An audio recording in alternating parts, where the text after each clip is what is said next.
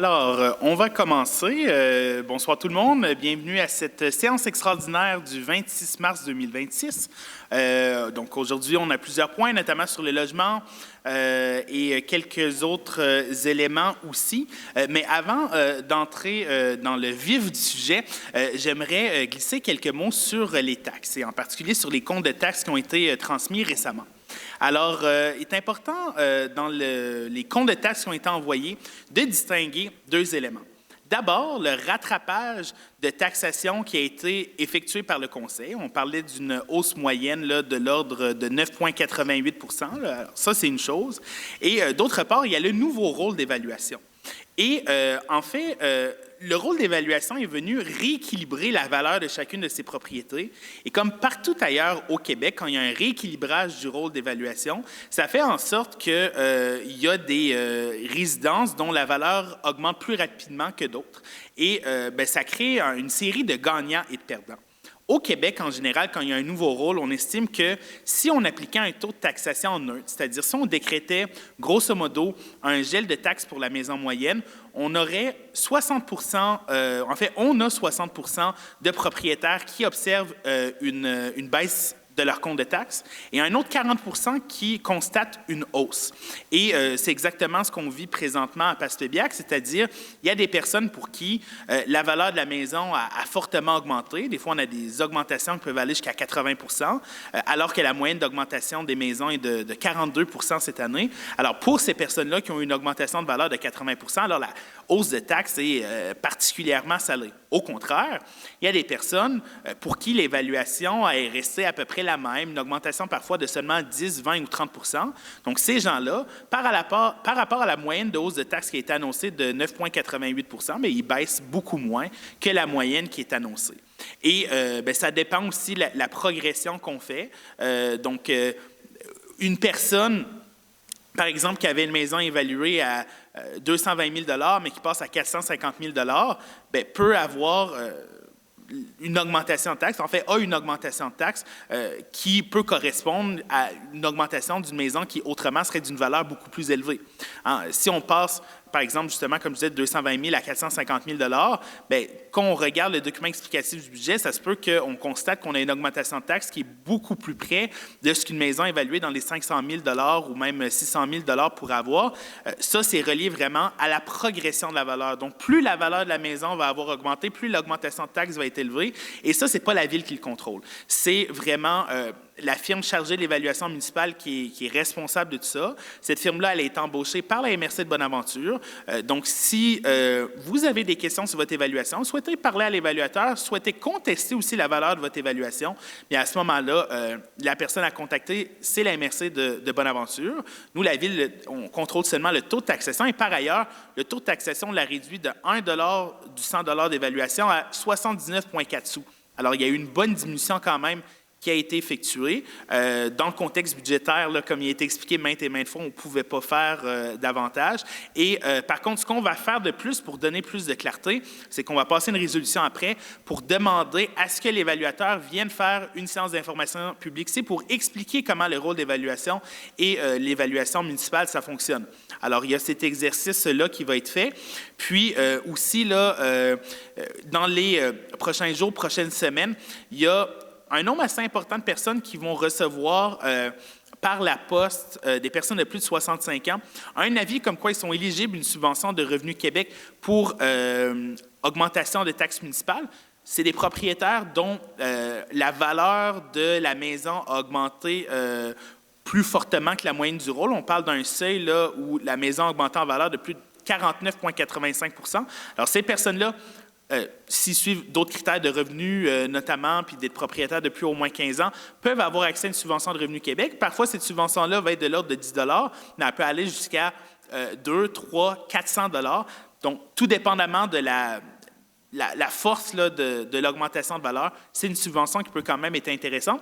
Et aujourd'hui, j'étudiais la possibilité, donc c'est à l'étude, il faut vérifier légalement comment ça peut se faire. Donc, il y a encore beaucoup de réflexions puis de chemin à faire là-dessus, mais la possibilité que la Ville puisse, pour les personnes à faible revenu, donner une espèce de remise sur les intérêts à payer sur les taxes en retard pour essayer de donner un petit coup de pouce.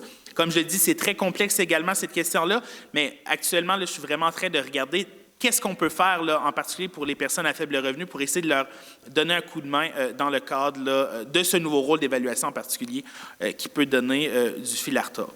Alors, voilà pour ce qui est de la question des taxes. Donc, sur cette question-là, si vous avez des questions après, ça va me faire plaisir d'y répondre. Sinon, par la suite, en fait, je déclare la séance ouverte. Ça fait maintenant quelques minutes. Je constate aussi qu'on a le quorum requis en vertu de la loi pour procéder à notre séance. Ça nous amènerait au point 3, qui est l'adoption de l'ordre du jour. L'ordre du jour qui est fermé en séance extraordinaire et qui va comme suit. 1, ouverture de séance. 2, constatation du quorum. 3, adoption de l'ordre du jour. 4, période de questions. 5, adoption du premier projet de règlement 2026-551, modifiant le règlement de zonage 2009-325. Ajout de la sous-classe d'usage 514 dans la zone 233I. Alors, ça, en parenthèse, c'est pour permettre la clinique d'hygiène dentaire. En 6, dépôt de projet de règlement 2026-560 afin d'actualiser le Code d'éthique et de déontologie des élus municipaux abrogeant le règlement 2022-514.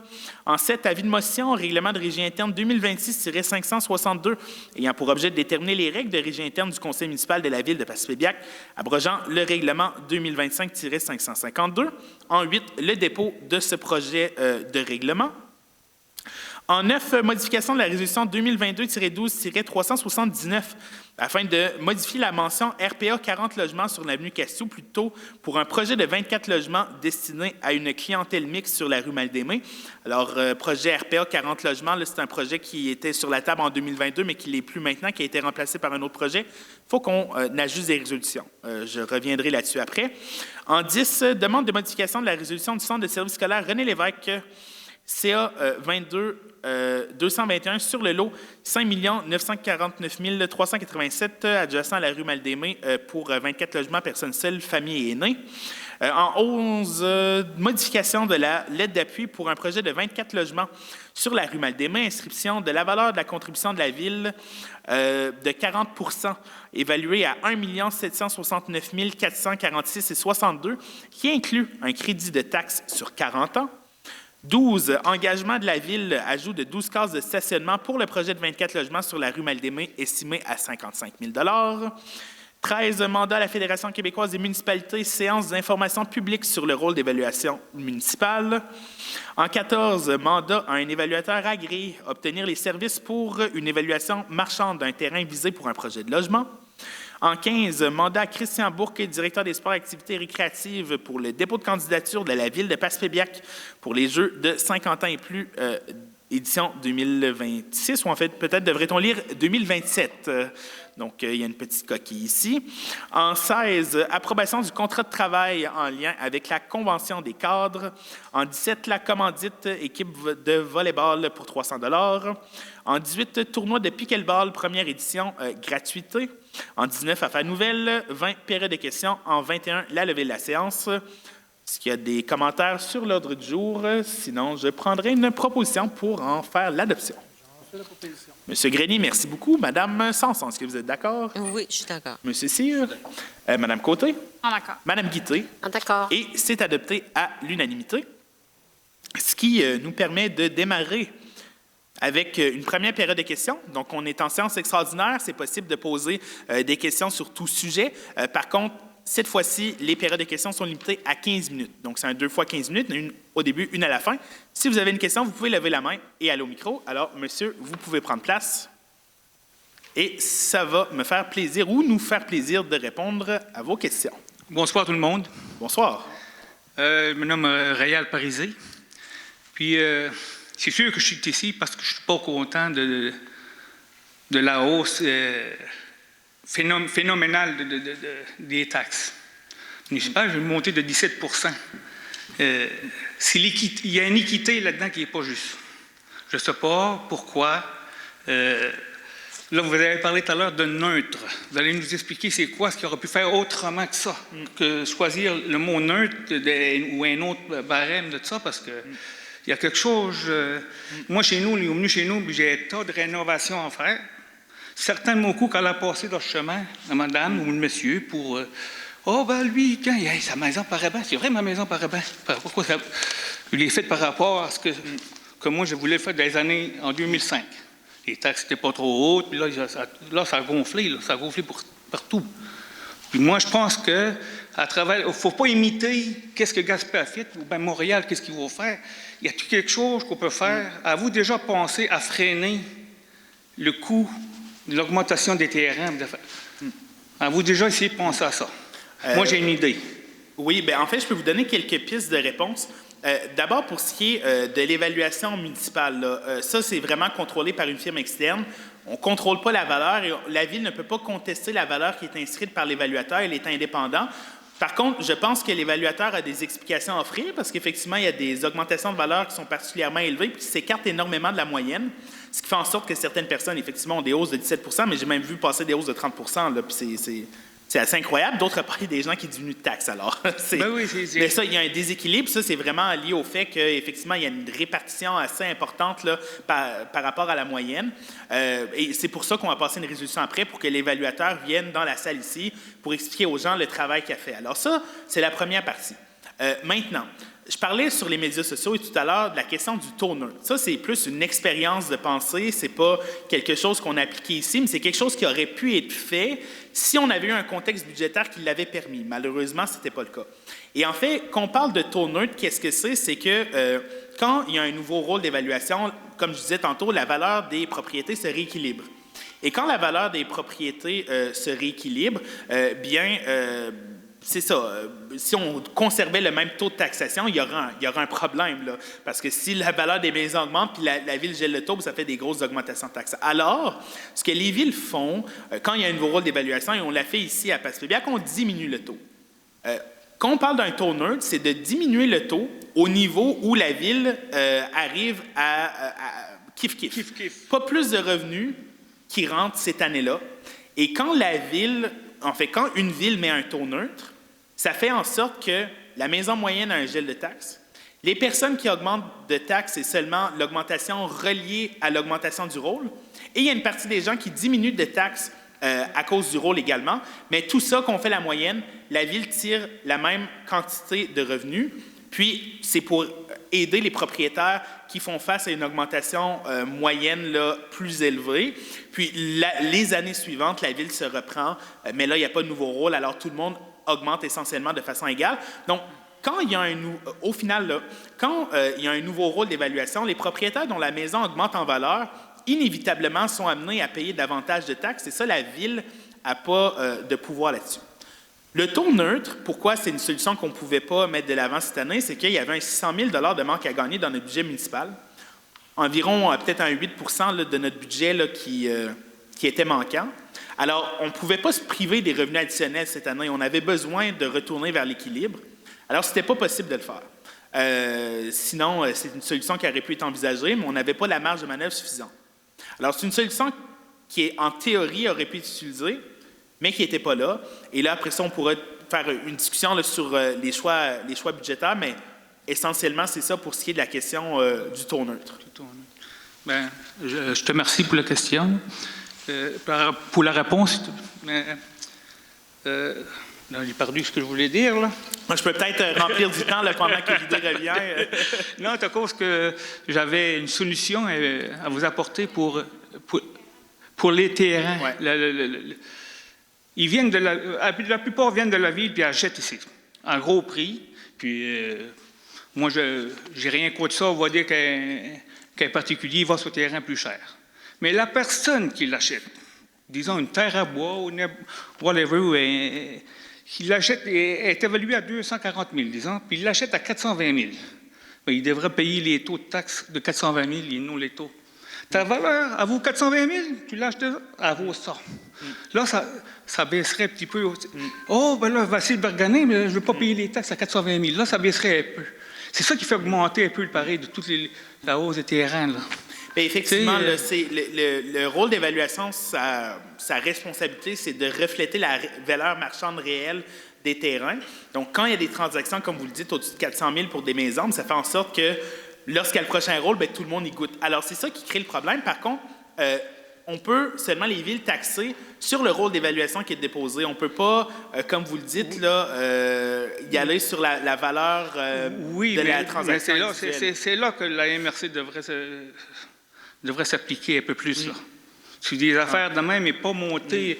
Ah, moi là, je travaille sur la construction, puis ma blonde travaille à l'usine. On n'a pas des salaires de médecins, c'est là. Puis là, moi, je m'en viens à ma retraite. À dire une affaire, on va en manger toute une. Vous savez, moi, je ne parle pas juste pour moi, je parle un peu pour tout le monde. Là. Puis certains, mon coup, vous avez le cœur à bonne place, tout du bon monde. Bien, effectivement, on n'est pas satisfait là, du nouveau rôle qui donne des augmentations de taxes très importantes à plusieurs de nos citoyens. Puis, des rôles d'évaluation avec une moyenne d'augmentation de 42 on espère que ça va arrêter parce que ça n'a absolument aucun sens. Cela dit, il y a vraiment une surenchère immobilière. Oui. Une alternative qui aurait pu être faite, mais qui a été écartée, ça aurait été d'essayer de mettre davantage sur le compte de taxes à un prix fixe. Mais si on aurait mis davantage de taxes à un prix fixe, bien là, évidemment, ceux qui ont fortement augmenté en évaluation, ça les aurait avantagés. Par contre, ceux qui ont des maisons qui étaient très peu évaluées, puis souvent qui sont des personnes à très faible revenu, ça les aurait désavantagés à eux. Fait qu'on aurait déshabillé quelqu'un pour habiller l'autre, fait que ça n'aurait pas vraiment été une solution. Puis de toute façon, il y aurait eu des gagnants et des perdants dans le réajustement du taux, parce que la taxe générale, il aurait fallu la réajuster de quelconque façon. Fait qu'on était vraiment mal pris, et on est mal pris du fait aussi que les règles sur la fiscalité municipale sont régies par une loi qui est au-dessus de nous et qu'on ne contrôle pas. Nous, on agit à l'intérieur de ce carré de sable qui nous est donné, et l'essentiel du carré de sable, c'est de déterminer des taux. Après ça, on peut mettre une série de taux variés, mais on a déjà plusieurs taux variés selon les catégories d'immeubles à Passepébiac. Est-ce que dans les années à venir, ce serait possible de raffiner ces taux-là? C'est une possibilité certainement. Une chose est certaine, dans le budget qui a été déposé, puisqu'on anticipe pour les années à venir, on est très confiant de pouvoir maintenir les hausses de taxes futures environ à l'inflation, donc dans un domaine autour de 2-3 %, ce qui fait en sorte que le choc qui a été constaté cette année, à moins qu'il y ait un nouveau rôle d'évaluation terrible là, qui soit déposé une autre année, là, à moins que ça arrive encore, on anticipe que pour les années futures, ça sera sous contrôle et que là, le choc est passé. Et si jamais il devait y avoir des chocs, que ce soit augmentation de l'inflation ou nouveau rôle d'évaluation de cette nature-là, on a préservé les réserves financières de la Ville, qui sont à un niveau ni trop élevé ni trop bas, juste suffisant selon les recommandations gouvernementales. Donc, si un choc arrive, que ce soit un nouveau rôle ou un choc d'inflation dans les années à venir, on est capable de poser des gestes dans le futur pour absorber ces situations-là si on devait le faire. Donc, là, il y a eu beaucoup d'argent qui a été utilisé pour, dans les années passées, étaler les hausses de taxes. Même un bon $1 million presque là, qui a été dédié à ça. On ne pouvait plus le faire malheureusement, mais d'ici 2-3 ans, si on doit le refaire, bien, la marge est là. Je te remercie beaucoup. Puis d'avoir baissé le taux de taxe pareil. Là. Puis à l'avenir, moi je demande à la municipalité de ne pas trop dépenser. Surveille ça activement. Merci beaucoup, monsieur. Sur ça, est-ce que d'autres personnes auraient des questions? Oui, monsieur, vous pouvez prendre le micro. Oui, absolument. C'est 15 minutes pour une séance extraordinaire, mais je me sens généreux. Puis en plus, c'est des questions sur les taxes. Donc, le règlement dit quand même, quand c'est une séance qui porte sur la taxation, ça peut être 30 minutes. Alors, je vais être généreux. Vous pouvez y aller. Bonsoir. Bonsoir. J'ai des questions. Questions sur les taxes. Absolument. Moi, j'aimerais savoir, là, en 2024, OK, vous avez voté, plusieurs d'entre vous qui étaient là, pour le gel des taxes en 2024, au mois de décembre 2024. Est-ce que vous étiez au courant, avant de faire un gel de taxes, que depuis le mois de juillet, sur le groupe Altus, on pouvait voir l'évaluation foncière réelle qu'on a eue en 2026. Est-ce que vous les avez mis au courant? Est-ce que vous avez été mis au courant, les conseillers, par l'administration, qu'on allait subir cette hausse-là, ou que les conseillers, ils ne sont pas dans les chiffres à la journée longue, là, ou le maire, là. Est-ce que vous avez été mis au courant de ces choses-là?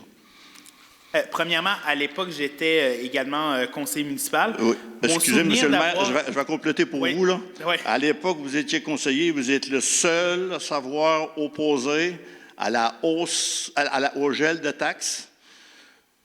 C'était pas juste un gel de taxes, là. C'était prendre 650 000 $ dans le surplus 605.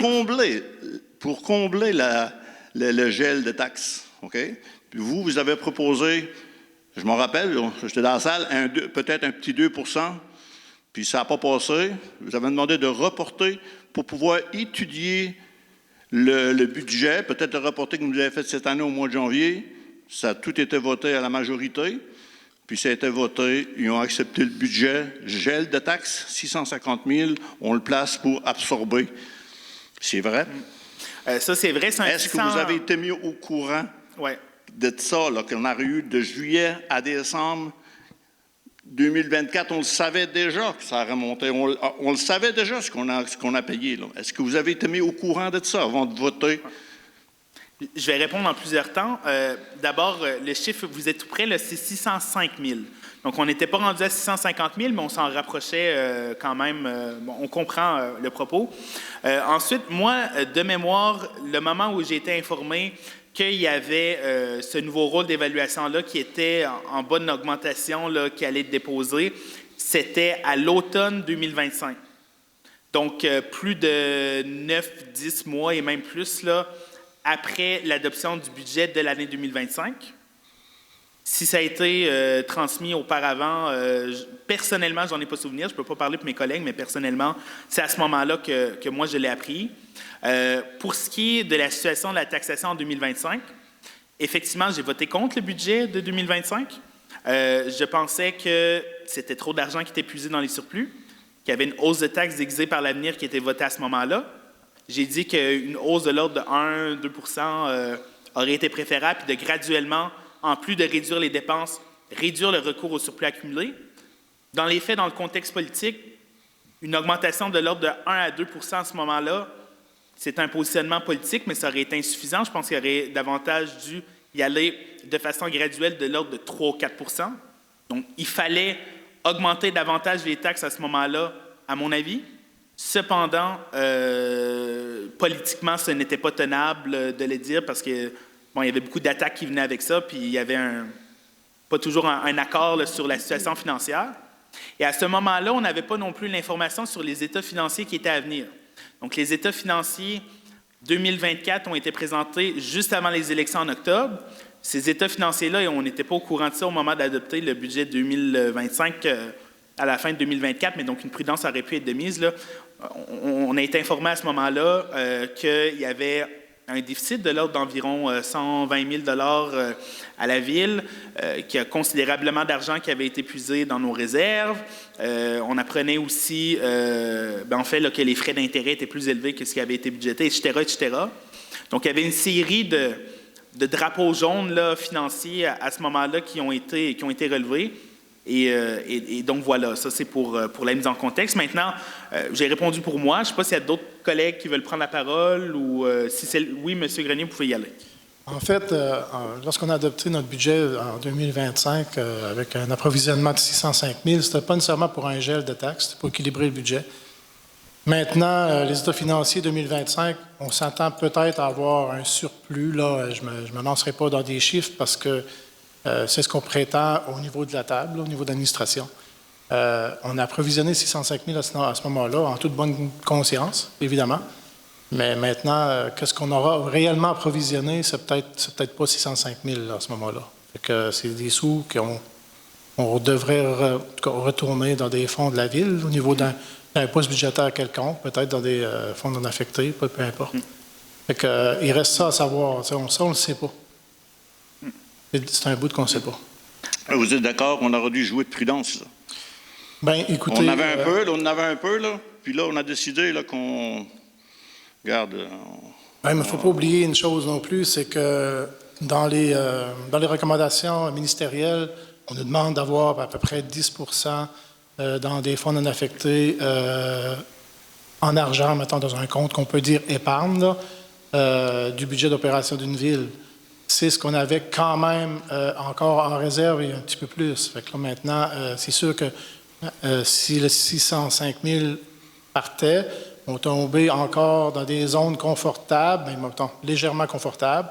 Et puis, maintenant, si c'est moins que 605 000, bien, encore mieux.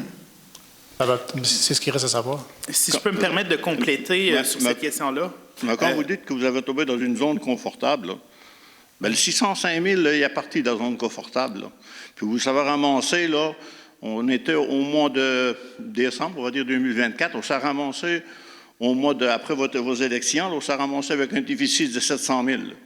Puis le 700 000, qu'est-ce qui l'absorbe, le 700 000? Là? C'est encore le 40 que vous dites les bons payeurs. Là.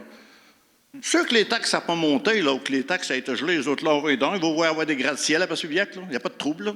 Mais s'ils payent comme nous autres, là, puis ça ne veut pas dire que les maisons ont plus de valeur. Là. Les maisons qu'on a là, on a travaillé. Là. Moi, c'est la 3e fois que je fais de la rénovation. Là. Ça n'a pas bâti dans la même année. Là. Ça s'est fait graduellement. Je l'ai fait avec mes mains, comme la plupart du monde ici à Passaubiac. C'est fâchant, c'est fâchant. Puis, autre chose, vous dites que l'évaluation foncière, vous ne pouvez pas rien faire avec ça? Pour combler la hausse qu'on a eue là, vous ne pouvez pas rien faire? La Ville ne contrôle pas l'évaluation foncière, elle est faite de façon indépendante et c'est pour ça qu'on en discutera par la suite. L'évaluateur sera appelé à expliquer ses méthodes de calcul au public et de répondre à ces questions. On ne peut pas la contester, c'est seulement les individus qui peuvent contester leur propre évaluation. Maintenant, par rapport au budget, quelques éléments. À l'époque, il y avait effectivement un débat sur la meilleure façon d'utiliser les surplus de la Ville qui, à l'époque, était effectivement très élevé. En fait, était trop élevé. Là. Il fallait que la Ville diminue ses surplus. Mais là, la façon de diminuer les surplus, est-ce que c'était justement d'offrir un gel de taxes ou d'investir dans les infrastructures? Il y avait ce débat-là. Personnellement, je pensais que c'était préférable d'investir dans des infrastructures de façon comptant et évitant ainsi des emprunts. Et je pensais également qu'une partie pouvait être utilisée pour faire un rattrapage de taxes graduel qui était inévitable, alors plutôt que d'aller vers de plus en plus de surplus utilisés pour équilibrer le budget, d'en prendre de moins en moins. Et en fait, qu'on parlait de manque à gagner dans le dernier budget municipal, c'est que cette somme-là de 605 000 $ qu'on prenait autrefois dans les réserves pour équilibrer le budget, on l'a sevré. Donc, on est passé de 605 000 à 0. Et donc, plutôt que d'aller chercher des revenus dans un compte épargne, en quelque sorte, pour équilibrer le budget, parce que le compte épargne aurait tombé à sec quand même assez tôt, là. On est allé chercher des revenus de taxation supplémentaires pour le combler. On a coupé les dépenses de 247 000 $ pour combler une partie. Et là, un peu comble du malheur, là, mais on a perdu des revenus externes, notamment transfert du gouvernement, péréquation, qui ont fait en sorte que là, effectivement, on était rendu à plus de 700 000 là, qu'il fallait aller chercher. Donc, c'est tout ça là, mis ensemble qui était le dernier budget municipal finalement. On va dire pour ce but-là là, que c'est correct, c'est fait, là, mais moi, j'ai de la misère un petit peu avec ça encore. Là. Au mois de juillet, là, on savait que ça remontait les hausses. OK? Qu'est-ce qu'on a fait pour se préparer? On a eu 18 mois pour se préparer, pour aider aux contribuables là, qui payent des 300, 400, 500, 800, puis même plus. Qu'est-ce qu'on a fait? On dit que c'est la MRC, c'est eux autres, c'est le Altus, c'est eux autres qui ont monté l'évaluation foncière. C'est pas vrai que vous ne pouvez pas rien faire contre l'évaluation foncière qu'on a eue. Vous pouvez faire quelque chose. Ça fait 18 mois que vous aurez dû y penser. Pas vous, là. Mais vous le savez qu'on aurait pu faire quelque chose, non? Ben, je vais vous dire ce que vous aurez pu faire. Vous pourriez faire une hausse étalée des taxes. OK? C'est légal au Québec, ça. Ça se fait à Montréal, Québec puis Gatineau. Une hausse étalée des taxes, si moi j'ai eu une hausse de 600 pièces en 2026, si vous aurez fait vos devoirs en 2026, ça a pris 18 mois pour se préparer, on a eu une hausse de 200 pièces en 2026, une hausse de 400 pièces en 2027, puis on a eu une hausse de 600 pièces en 2028. Il y a plus ça une hausse étalée. Au lieu de payer 1800 pièces, on aurait payé 1200 pièces. Comprenez-vous, là? Une hausse étalée, c'est-à-dire vous êtes capable de le faire, ça, la hausse étalée. Il n'y a pas de raison de ne pas le faire. Puis si vous me dites que vous êtes trop tard à cause du budget de 2026 qui est déjà en marche, bien, vous êtes capable de prendre la hausse que vous êtes supposé d'avoir en 2026, le crédit, le placer sur 2027 pour tomber à la hausse foncière des taxes globales en 2028. Vous êtes capable de le faire. C'est la volonté de le faire. C'est une volonté politique et non bureaucratique. Bien, en fait, pour répondre à la question, la hausse étalée, c'est qu'il faut, à ce moment-là, jouer sur le taux et, en fait, procéder à une augmentation du taux qui aurait été moins élevé. Donc, par exemple, on a fixé un taux à 79,4, un taux général. Il aurait fallu, par exemple, pour faire une hausse étalée, le fixer à 76,4. Mais si on avait fait... Bien, ma compréhension, c'est ça. Mais si on avait fait ça, la Ville, à ce moment-là, se serait privée de revenus et ça revient à tout l'enjeu budgétaire dont on avait parlé. Mais peut-être que M. Langlois est un peu mieux informé que moi sur la question, mais je ne sais pas si vous voulez tenter une réponse. Vous avez baissé... non, vous l'avez laissé comme vous avez fait. J'admire ce que vous avez fait, la SOT 19,5. C'est un bon effort, j'admire. Mais dites-moi pas que vous avez pénalisé les autres. C'est nous autres que vous pénalisez, là. OK? Le 40 %, c'est nous autres que vous pénalisez. Puis vous pouvez l'étaler, ça. Ne pas me dire non, là. Vous êtes capable de le faire. Vous avez le pouvoir de le faire, bien faites-le. Vous voulez un changement, OK? Puis vous voulez être équitable avec tout le monde, bien faites-le. Bien, notre pouvoir, c'est de jouer sur le taux. Donc, le taux, il doit être le même pour l'ensemble des citoyens. Et si le taux est revu à la baisse, c'est des revenus municipaux qui sont moins importants. Donc, cet outil-là, à ma connaissance... En tout cas, je ne sais pas c'est Je ne vous ai pas demandé de changer le taux, là. Je n'ai pas demandé de changer le taux. J'ai demandé d'étaler la hausse de taxes. Ceux-là qui avaient des hausses de taxes, là, qui payent 15, 20, 25, 30, puis 40, puis 45 % de plus. C'est ça qu'on vous demande d'étaler. Pas ceux-là qui ont eu des baisses de taxes, puis ceux-là qui ont eu des taxes à geler. Là. Il y en a que la taxe est gelée depuis 2025, là, ça n'a jamais monté. C'est encore la même gain qu'ils payent, la gain du 40 %. Oui, M. Langlois. Bien, pour ce que j'en comprends, là, est-ce que vous m'entendez bien? Je vais essayer de parler un peu plus haut plutôt que par les bas. Là. Moi, ce que je comprends ici par l'étalement de la hausse, présentement, les taux de taxation sont établis pour 2026. L'histoire est comme en cours. Ce qu'on aurait pu faire ou ce qui aurait pu être fait, puis c'est pas à moi à en juger, là, c'est pas mon rôle à moi, là, il aurait été possible de vouloir utiliser une partie des surplus, plutôt que tomber tout de suite à zéro, peut-être atténuer ça puis l'étaler dans le temps, au lieu de...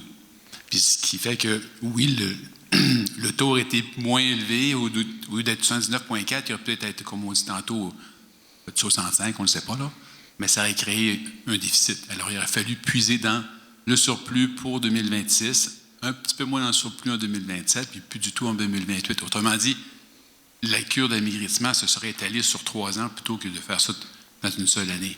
C'est une façon qui aurait pu être faite. C'est un choix, c'est pas à moi à argumenter ça, là. Il y a plein de façons de faire, là. Bon, soit qu'on enlève le placeur d'un coup sec ou bien qu'on l'enlève doucement.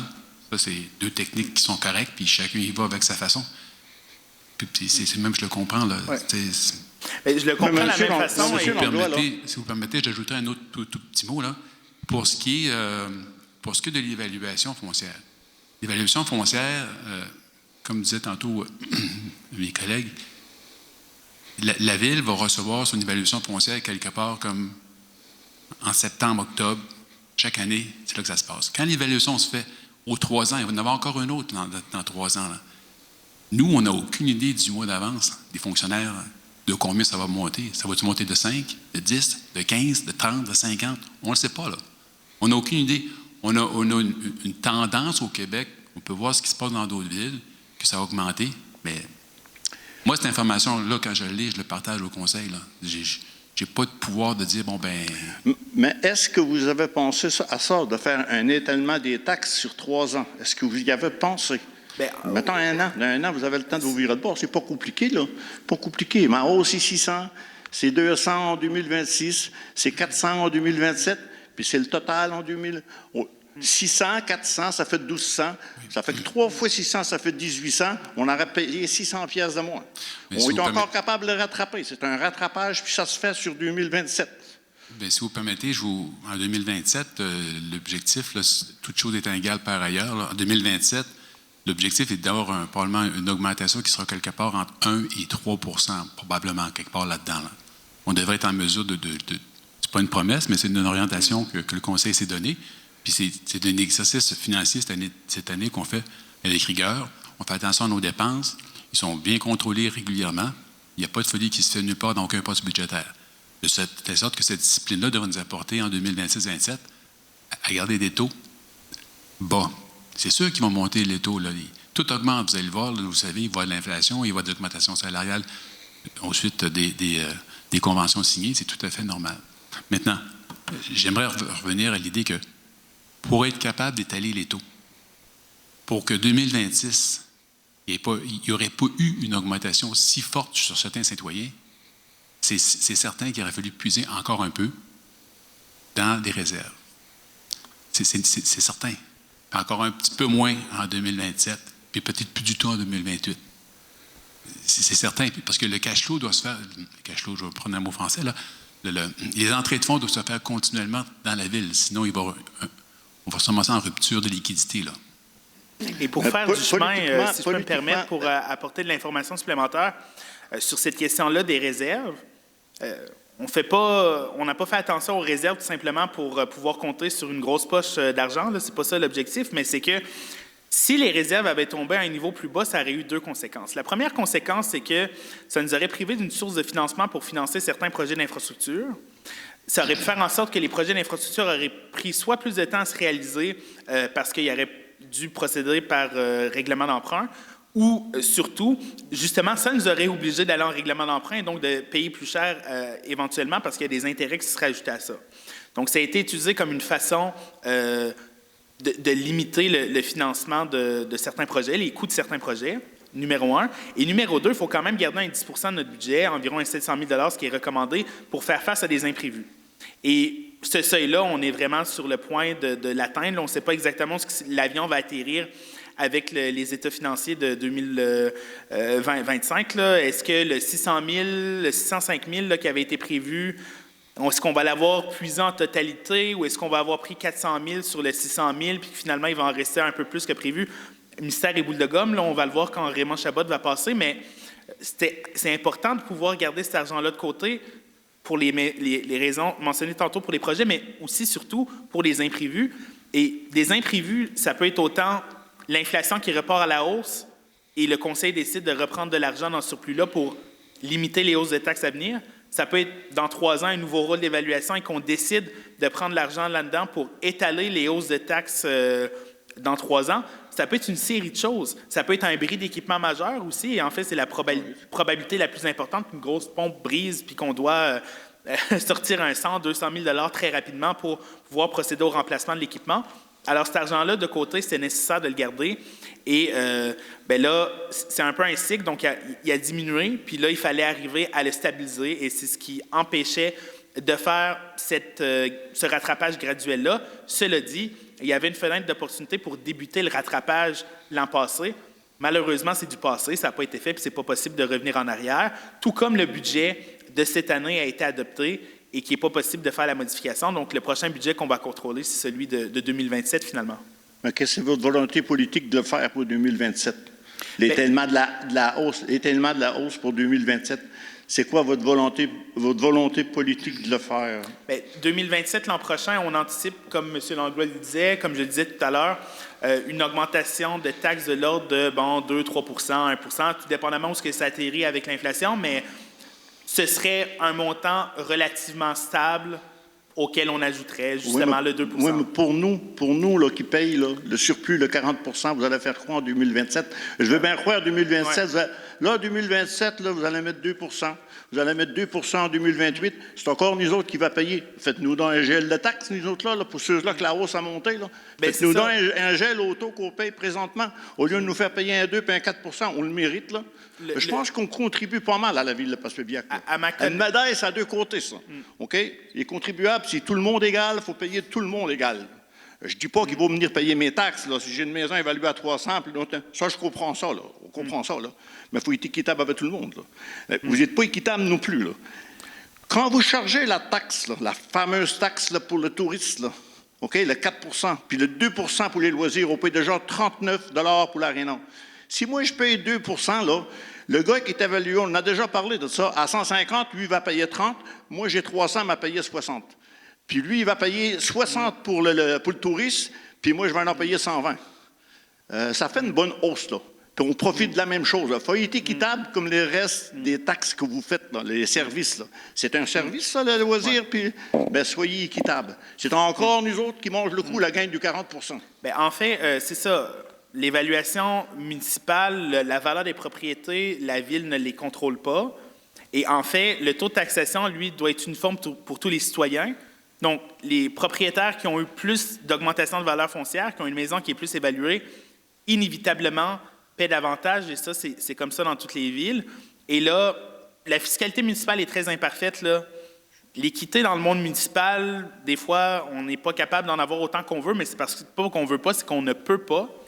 Et aussi, on a un système, au Québec, au Canada, si on regarde les paliers supérieurs d'impôt sur le revenu, qui, lui, est basé sur le revenu, qui est proportionnel au revenu.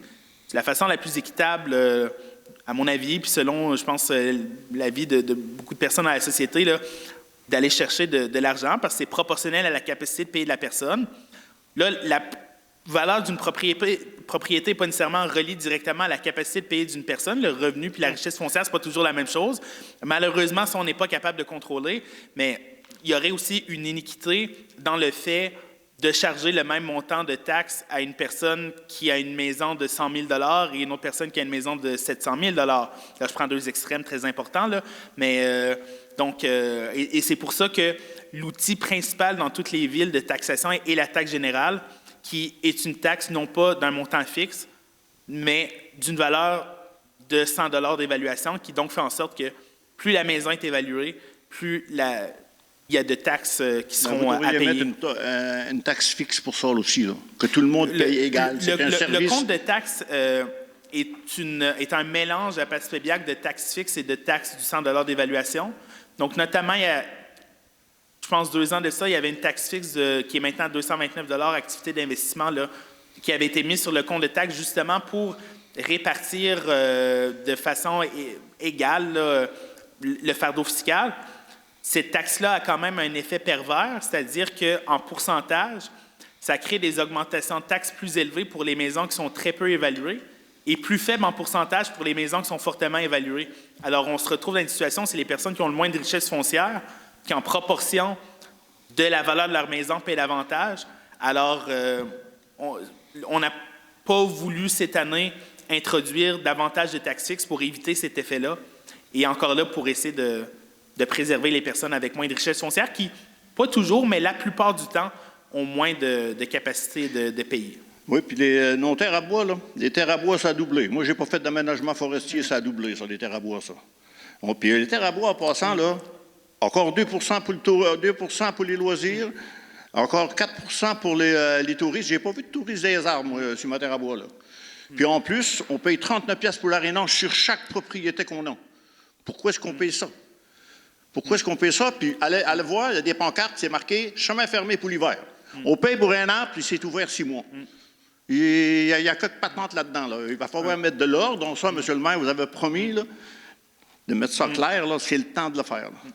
Moi, à mon âge, à 71 ans, là, vous êtes jeune. Il faut bâtir pour nos jeunes. Là. Moi, mes jeunes, là, je veux leur laisser un héritage, là, le patrimoine familial à mes jeunes, à mes enfants et à mes petits-enfants, là, comme tout le monde ici. Là. Je ne vais pas leur laisser une dette parce que là, on va être parti dans le fond du drum. À un moment donné, il faut que ça arrête, ça. Mais arrêtez de taxer toujours les mêmes. Toujours les mêmes. Il y a la possibilité, au prochain budget, il faudra regarder la loi sur la fiscalité municipale, là, mais de mettre un taux distinct pour les terres à bois, pour qu'il soit plus bas que la taxe générale, parce que le taux qui s'applique présentement aux terres à bois, c'est la taxe générale. Il y aurait possibilité d'avoir un taux plus faible pour les terres à bois, mais encore là, tout ce qui... rien ne se perd, rien ne se crée, tout se transforme, là, on dit en science. Là. Alors, si on diminue le taux de taxation des terres à bois en mettant un taux distinct, il faudrait augmenter davantage toutes les autres catégories de taxation pour rééquilibrer. Et c'est là que finalement, c'est toutes des vases communicants du point de vue des revenus de la ville. Parce que si on fait le rééquilibrage du taux de taxation des terres à bois sans... après ça, augmenter davantage les autos dans la ville, mais encore là, il faudrait piger dans nos réserves. Il faudra voir exactement c'est quoi l'impact fiscal de la mesure, voir combien de dollars là, ça représenterait. C'est une question qui certainement pourrait être étudiée, mais qui n'est pas nécessairement facile. Ça pourrait être taxé comme un lot forestier avec une taxe normale, là, pas avec une pièce et demie du sang, là, quelque chose de normal. Puis nous enlever ça, les taxes touristiques, on n'a pas besoin de ça. Normalement, les terres à bois devraient être taxées à 79,4 et non à 1,5. C'est... Ils sont taxés comme les maisons, là, oui, c'est ça, 79,4 sous. Ouais. Puis, mon autre chose, là, vous avez l'air à penser que...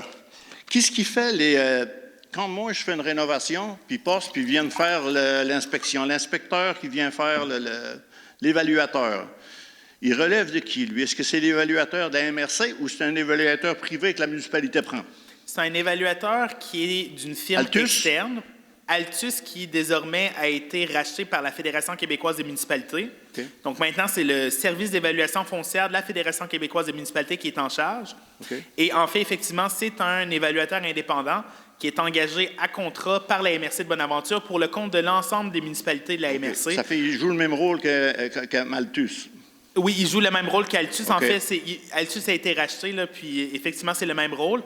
Et les municipalités, dans certaines villes, s'occupent elles-mêmes de l'évaluation, mais nous, on a délégué ça à la MRC. C'est plus avantageux pour nous d'avoir ça à la MRC parce que ça permet de faire des économies d'échelle. Le fait qu'il y ait plus de population pour le contrat, ça permet d'avoir un contrat à moindre coût là, au prorata de la population, plutôt que si Passepébiac, Hope ou Carlisle devaient tous passer un contrat individuel, là, ça permet de payer moins cher. Ils sont durs à rejoindre. Essayez de le rejoindre, le monsieur à l'autre bout, là. J'ai hâte de le rejoindre, lui. Je pense effectivement qu'ils sont très occupés. Non, regarde, là. On n'est pas des innocents, là. On n'est pas des innocents, là. Moi, là, ma maison, là, j'ai fait des travaux. Oui, j'ai rénové ma maison. Je l'ai rénovée, ça m'a pris X années pour le faire. C'est la troisième que je fais, comme j'ai dit tout tantôt, là. Bon. Moi, le cas qui a passé, le gars m'a évalué, là. J'avais un permis du mois de mai 2025 au mois de mai 2026. Il est venu, il a passé à la fin d'octobre, mon garage était fini. Mon garage était fini à l'extérieur tout. Bon, il m'a évalué, je n'étais pas là. Bon, j'ai eu une lettre de la municipalité pour payer la différence, payer pour deux mois, OK, un ajustement. J'ai venu, je l'ai payé. Sur mes taxes, OK, 2025, que j'ai reçu final, 283 000 $. J'ai passé de 223 à peu près à 283 avec les travaux que j'avais faits, les petits travaux. Je trouvais ça normal. Savez-vous combien ce qu'ils m'ont évalué, les autres Altus? C'est la même gang, là. C'est la même gang. 439 900 $. Vous avez bien compris, là. 439. Puis ils venaient de m'évaluer au mois de décembre, là. Il n'y a personne d'ici, là, je ne pense pas, ici, dans la Gaspésie, là, que au mois, que ça va lui coûter 50 000 $ par mois qu'ils vont faire d'évaluation de plus. 283 000, c'était censé être final. Oui, j'aurais pu avoir une petite hausse, comme tout le monde, mais pas une hausse de même. Là. Non, un hausse de même, là, un hausse de 150 000 $ là, et plus, là, 156 000. Là. Je pense que ça donne un coût d'une taxe. C'est des bonnes questions à poser à l'évaluateur. Quel temps qu'il va être ici, lui, le monsieur? Ouais, hein? Quel temps qu'il va être ici, le monsieur, pour les questions? C'est ça. On va faire la demande et dès qu'on a la réponse, on va le communiquer au public. Oui. Et sinon, c'est possible aussi de s'informer auprès de la MRC pour les rejoindre soit individuellement ou encore pour procéder à une contestation de la valeur de votre propriété. Donc, si vous êtes en désaccord avec le montant, vous avez la possibilité, moyennant un frais de 75 $ de contester la valeur et d'essayer de faire baisser le coût de l'évaluation. Mais ça, la MRC pourra vous accompagner pour ça. Cela dit, je vois que le temps file et qu'on a dépassé la période prévue pour la période des questions. Monsieur Grenier, je vois que vous avez un commentaire, je vais le permettre, mais par la suite, la période de questions va prendre fin et on continuera la prochaine période de questions à la fin de la séance. Alors, Monsieur Grenier, allez-y. C'est juste un petit ajout à la discussion. Si vous avez l'intention, c'est pour le public aussi, là, si vous avez l'intention de faire une contestation, là, une demande de révision de votre évaluation municipale, il faut le faire avant le 30 avril prochain. C'est la date limite pour déposer les formulaires auxquels la MRC, la personne de ressources, met ça tout dans une enveloppe et envoie ça justement au service d'évaluation pour qu'ils fassent leur révision ou leur travail de révision, peu importe ce que ça en donnera. Là, mais il y a une date butoir, c'est le 30 avril. Moi, si je conteste, je ne contesterai pas juste la différence du prix. Là. Il va me donner sa fiche technique là, qui a passé, lui, là. Son évaluation, le nombre de pieds carrés, qui a jugé habitable, qui a jugé non habitable, la finition, puis il va tenir compte, quand c'était marqué habitation, là, année de l'habitation, il a marqué 0. C'est pas une maison neuve, là. C'est 1940, là. À 86 ans, la maison. La structure n'est pas pareille comme une maison neuve, là. Ça, il faut qu'il tienne compte de ça. On va s'en reparler. Comme M. Laplante disait tantôt, c'est des bonnes questions à poser à l'évaluateur lorsqu'il sera là. C'est aussi hors de notre... C'est plate, mais c'est hors de notre contrôle. Oui, mais n'oubliez pas de faire votre petite part politique là-dedans, là. Pour les témoins de nos taxes, ça se fait, ça. Merci beaucoup. Et en fait, je pense que vous êtes plusieurs à avoir des questions. Puis au niveau du rôle d'évaluation, là, je pense que la 132, c'est le meilleur exemple. Du côté de la mer, on constate que les maisons ont très fortement augmenté en valeur. Puis de l'autre côté, du côté nord, les valeurs sont restées à peu près stables ou ont très peu augmenté. Alors, les gens ont une vue sur la mer les deux, mais la valeur n'a pas augmenté de la même façon. Puis il y a énormément de gens qui se posent des questions, puis je pense avec raison, sur comment l'évaluateur fait ses calculs. Donc, on pourra répondre à davantage de questions sur le sujet à l'autre période de questions. Donc, ça nous amènerait au point 5, qui est l'adoption du premier projet de règlement 2026-561 modifiant le règlement de zonage 2009-325, ajout de la sous-classe d'usage 514 dans la zone 233I.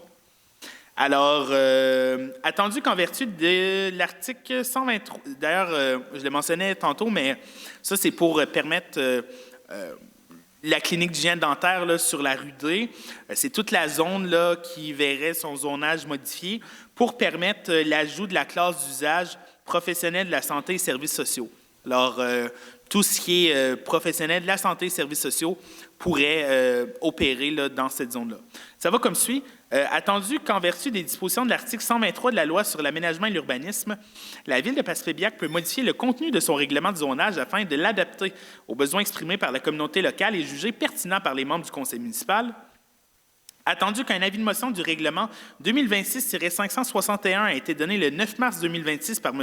Jérémy Laplante-Maire, attendu que tous les membres du conseil municipal ont eu en main le premier projet de règlement numéro 2026-561, il est proposé par Résolu A que le premier projet de règlement numéro 2026-561, modifiant le règlement numéro 2009-325, règlement de zonage de la Ville de Passepébiac, soit adopté et décrète ce qui suit.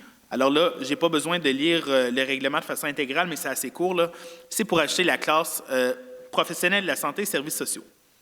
Alors voilà, je ne sais pas s'il y a des commentaires, sinon je prendrai une proposition pour l'adoption. Je propose. Madame Guité, merci beaucoup. Madame Sanson, est-ce que vous êtes d'accord? Oui, je suis d'accord. Monsieur Cyr?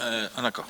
Madame Côté? En accord. Et Monsieur Grenier? Oui, d'accord. Alors, ce premier projet de règlement est adopté à l'unanimité. Ce qui nous mène au point 6, le dépôt de projet de règlement 2026-560 afin d'actualiser le Code d'éthique et déontologie des élus municipaux, abrogeant le règlement 2022-514. Alors, encore une fois, avis de motion a été donné déjà à une séance antérieure. Ce n'est pas nécessaire de faire la lecture totale de ce projet de règlement-là. Après chaque élection, d'ici le 1er mai, chaque ville doit adopter un nouveau code d'éthique pour ses élus. Donc, on fait une mise à jour de notre propre règlement.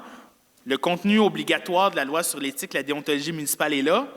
Et on a ajouté quelques clauses d'ordre facultatif pour renforcer le code d'éthique et déontologie. C'est à ces niveaux-là que je vais mettre plus de temps. Donc, on prévoit notamment que tout membre du conseil doit s'engager dans un dialogue franc et honnête avec les autres membres du conseil afin d'en arriver à une décision éclairée. C'est un ajout. Bien, évidemment, il y a toutes les règles là, obligatoires, mais je ne les lirai pas. Là. Tout membre du conseil doit prendre les moyens raisonnables pour assister aux séances publiques et aux séances privées du conseil municipal.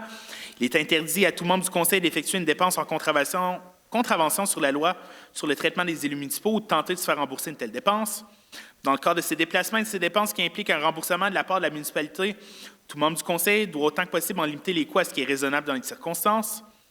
Tout membre du conseil doit éviter de se placer sciemment dans une situation où il est susceptible de devoir faire un choix entre, d'une part, son intérêt personnel ou d'une autre personne et d'autre part, celui de la municipalité ou d'un autre organisme lorsqu'il siège en tant que membre du conseil. Il est interdit à un membre de détourner à son propre avantage ou à l'avantage d'un tiers un bien ou une somme d'argent appartenant à la municipalité. Bon, vous comprendrez que ces clauses-là sont assez évidentes. Dans le cas de ce que je viens de lire, de toute façon, la fraude, c'est criminel, mais on vient renforcer le code d'éthique et de déontologie pour rappeler qu'effectivement, c'est des choses qu'il ne faut pas faire. Et j'ai bien confiance que ça ne se fait pas, mais donc, il est important de l'avoir quelque part. Et une section importante qui serait ajoutée serait une section sur l'ingérence. Qu'est-ce que l'ingérence, en fait? Bon, elle peut être d'ordre à la fois politique ou administratif, mais dans ce cas-là, on vise à éviter l'ingérence ou l'intervention non fondée, non sollicitée là, du politique dans la sphère administrative. Ce que ça veut dire, c'est que dans chaque ville, c'est comme ça partout au Québec, là, il faut vraiment différencier le côté politique, qui est le conseil municipal, le maire, les conseillers, et le volet administratif, qui est les employés municipaux et qui mettent en œuvre les décisions du conseil. Il y a une ligne entre les deux. Et de chaque bord de la ligne, là, il y a d'une part le directeur général et le maire qui sont en communication pour que les décisions du conseil se mettent en action et passent dans la sphère administrative. Ce qu'on veut éviter, c'est que les élus municipaux se mettent à faire le travail des employés municipaux. Et ils commencent à donner des directives aussi à des employés municipaux directement. Quand le conseil vote quelque chose, ça se passe à la table ici. Par la suite, le fait de rendre ça effectif, c'est la responsabilité de la direction générale qui ensuite va donner des ordres et des directives à ses employés. Par cette disposition-là, on veut éviter, c'est proposé dans énormément de municipalités, c'est un problème dans beaucoup de municipalités, donc c'est pour ça qu'on met ça de l'avant. On veut éviter que les employés municipaux se ramassent avec essentiellement 7, 8 boss différents, que conseiller siège numéro 1, 2, 3, 4, 5, 6 et le maire commence à donner 7 ordres différents à un employé municipal, puis après ça, le DG en donne un 8e, puis que l'employé ne sache plus à quel bord se tourner, puis aussi que des ordres soient donnés sans que le conseil ait majoritairement décidé de faire et d'aller dans une direction ou d'une autre. Et c'est le fait d'interdire cette intervention-là non sollicitée, cette ingérence-là des élus dans la sphère administrative, c'est pour éviter des dysfonctionnements de la ville. Parce que quand c'est fait de façon banale, souvent, ça ne pose pas tant de problème, mais quand ça commence à aller un peu plus loin, ça peut créer vraiment des problèmes puis des dysfonctionnements là, à l'intérieur de la ville. Ça peut créer aussi beaucoup de conflits. Donc, essentiellement, ce qu'on va dire dans le Code éthique, c'est que l'ingérence, c'est interdit. En fait, c'est écrit qu'un membre du conseil ne peut s'ingérer dans l'administration quotidienne de la municipalité ou donner des directives aux employés municipaux, autrement qu'à l'occasion d'une prise de décision en séance publique du conseil. Dans un tel cas, les directives sont mises en application auprès des employés par la direction générale. Et là, après ça, on précise qu'est-ce qui ne constitue pas un manquement, là, mais vraiment, par cette disposition-là, on veut que les élus font leur rôle d'élus et que les employés, les administrateurs font leur rôle d'administrateurs.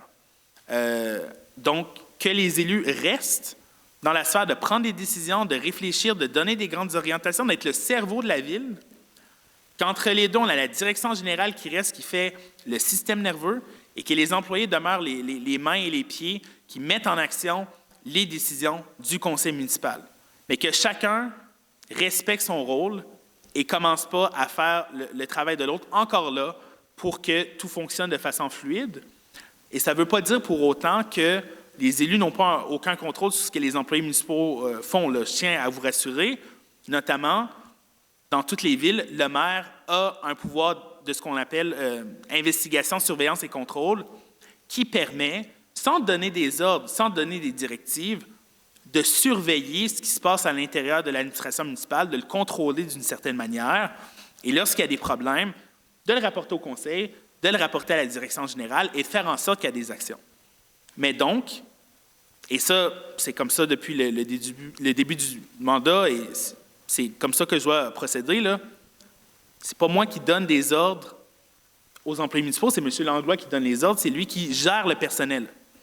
C'est la même chose pour les conseillers municipaux.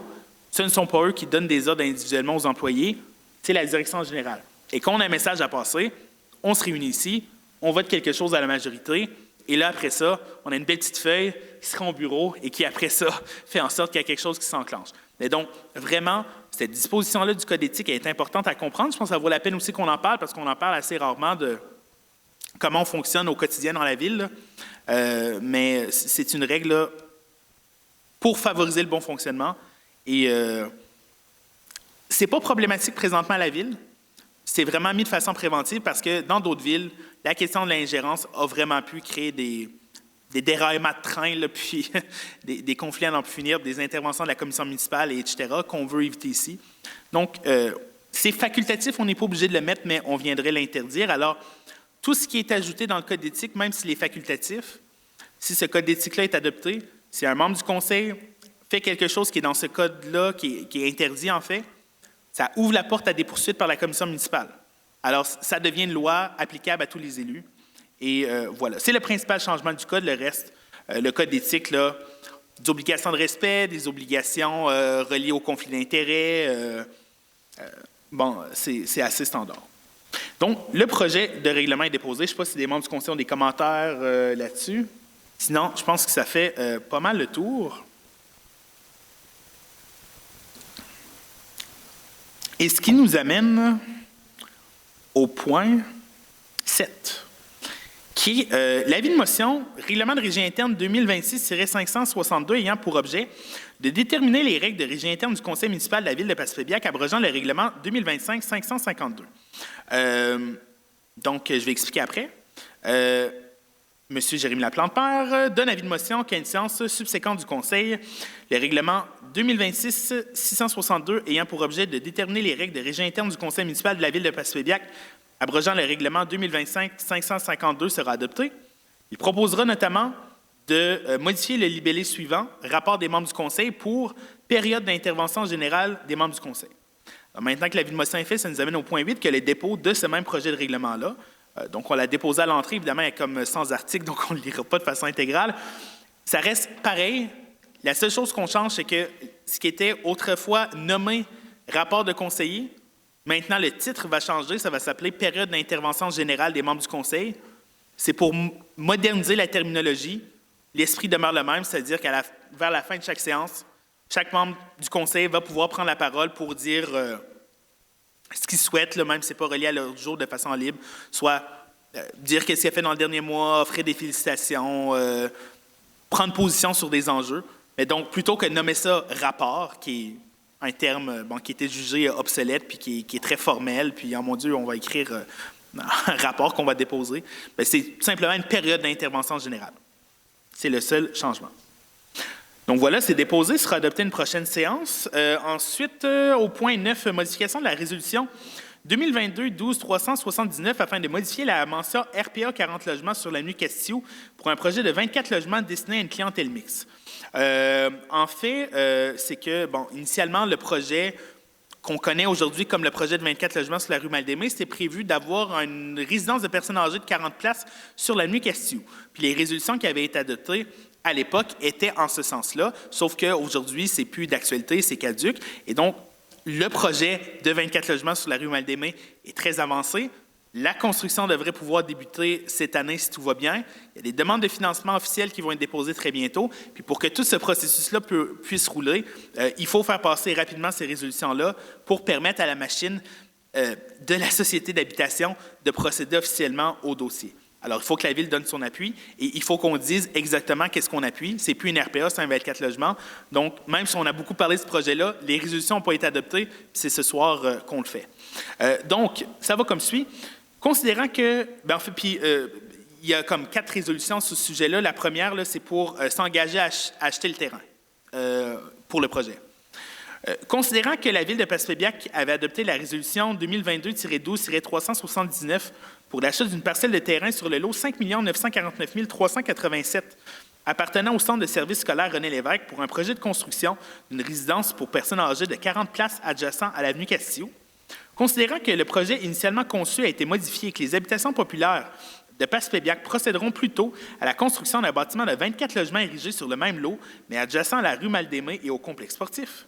Considérant que le nouveau projet sera adressé à une clientèle mixte composée de personnes seules, de familles et d'aînés, considérant qu'il y a lieu d'appuyer le projet, il est proposé par et résolu A, que la Ville de Passepébiac abroge la résolution 2022-12-379, que la Ville de Passepébiac s'engage à l'achat d'une parcelle de terrain adjacente à la rue Mal-des-Mées sur le lot 5 949 387 appartenant au centre de services scolaires René Lévesque pour le projet de 24 logements espace Passepébiac. Je pense que c'est plutôt clair. Donc, il n'y a pas de commentaires. Je prendrai un ou une proposeur, proposeuse. Et ce sera un proposeur. Donc, merci, M. Grenier. Madame Sanson, est-ce que vous êtes d'accord? Oui, je suis en accord. Monsieur Cyr? Mme Côté et Mme Guité. En accord. Donc, c'est adopté à l'unanimité, ce qui nous mène au point 10, qui est une demande de modification de la résolution du Centre de services scolaires pour ce même projet. Tout simplement, le Centre de services scolaires avait adopté lui-même une résolution dans son conseil d'administration pour appuyer le projet. Puis là, c'est d'adopter, nous, une résolution pour leur demander à eux de modifier leur résolution, essentiellement. Donc, nous, on décide pas grand-chose là. C'est juste, on fait toc, toc, toc, Centre de services scolaires, pouvez-vous, s'il vous plaît, modifier vos trucs? Et ça va comme suit.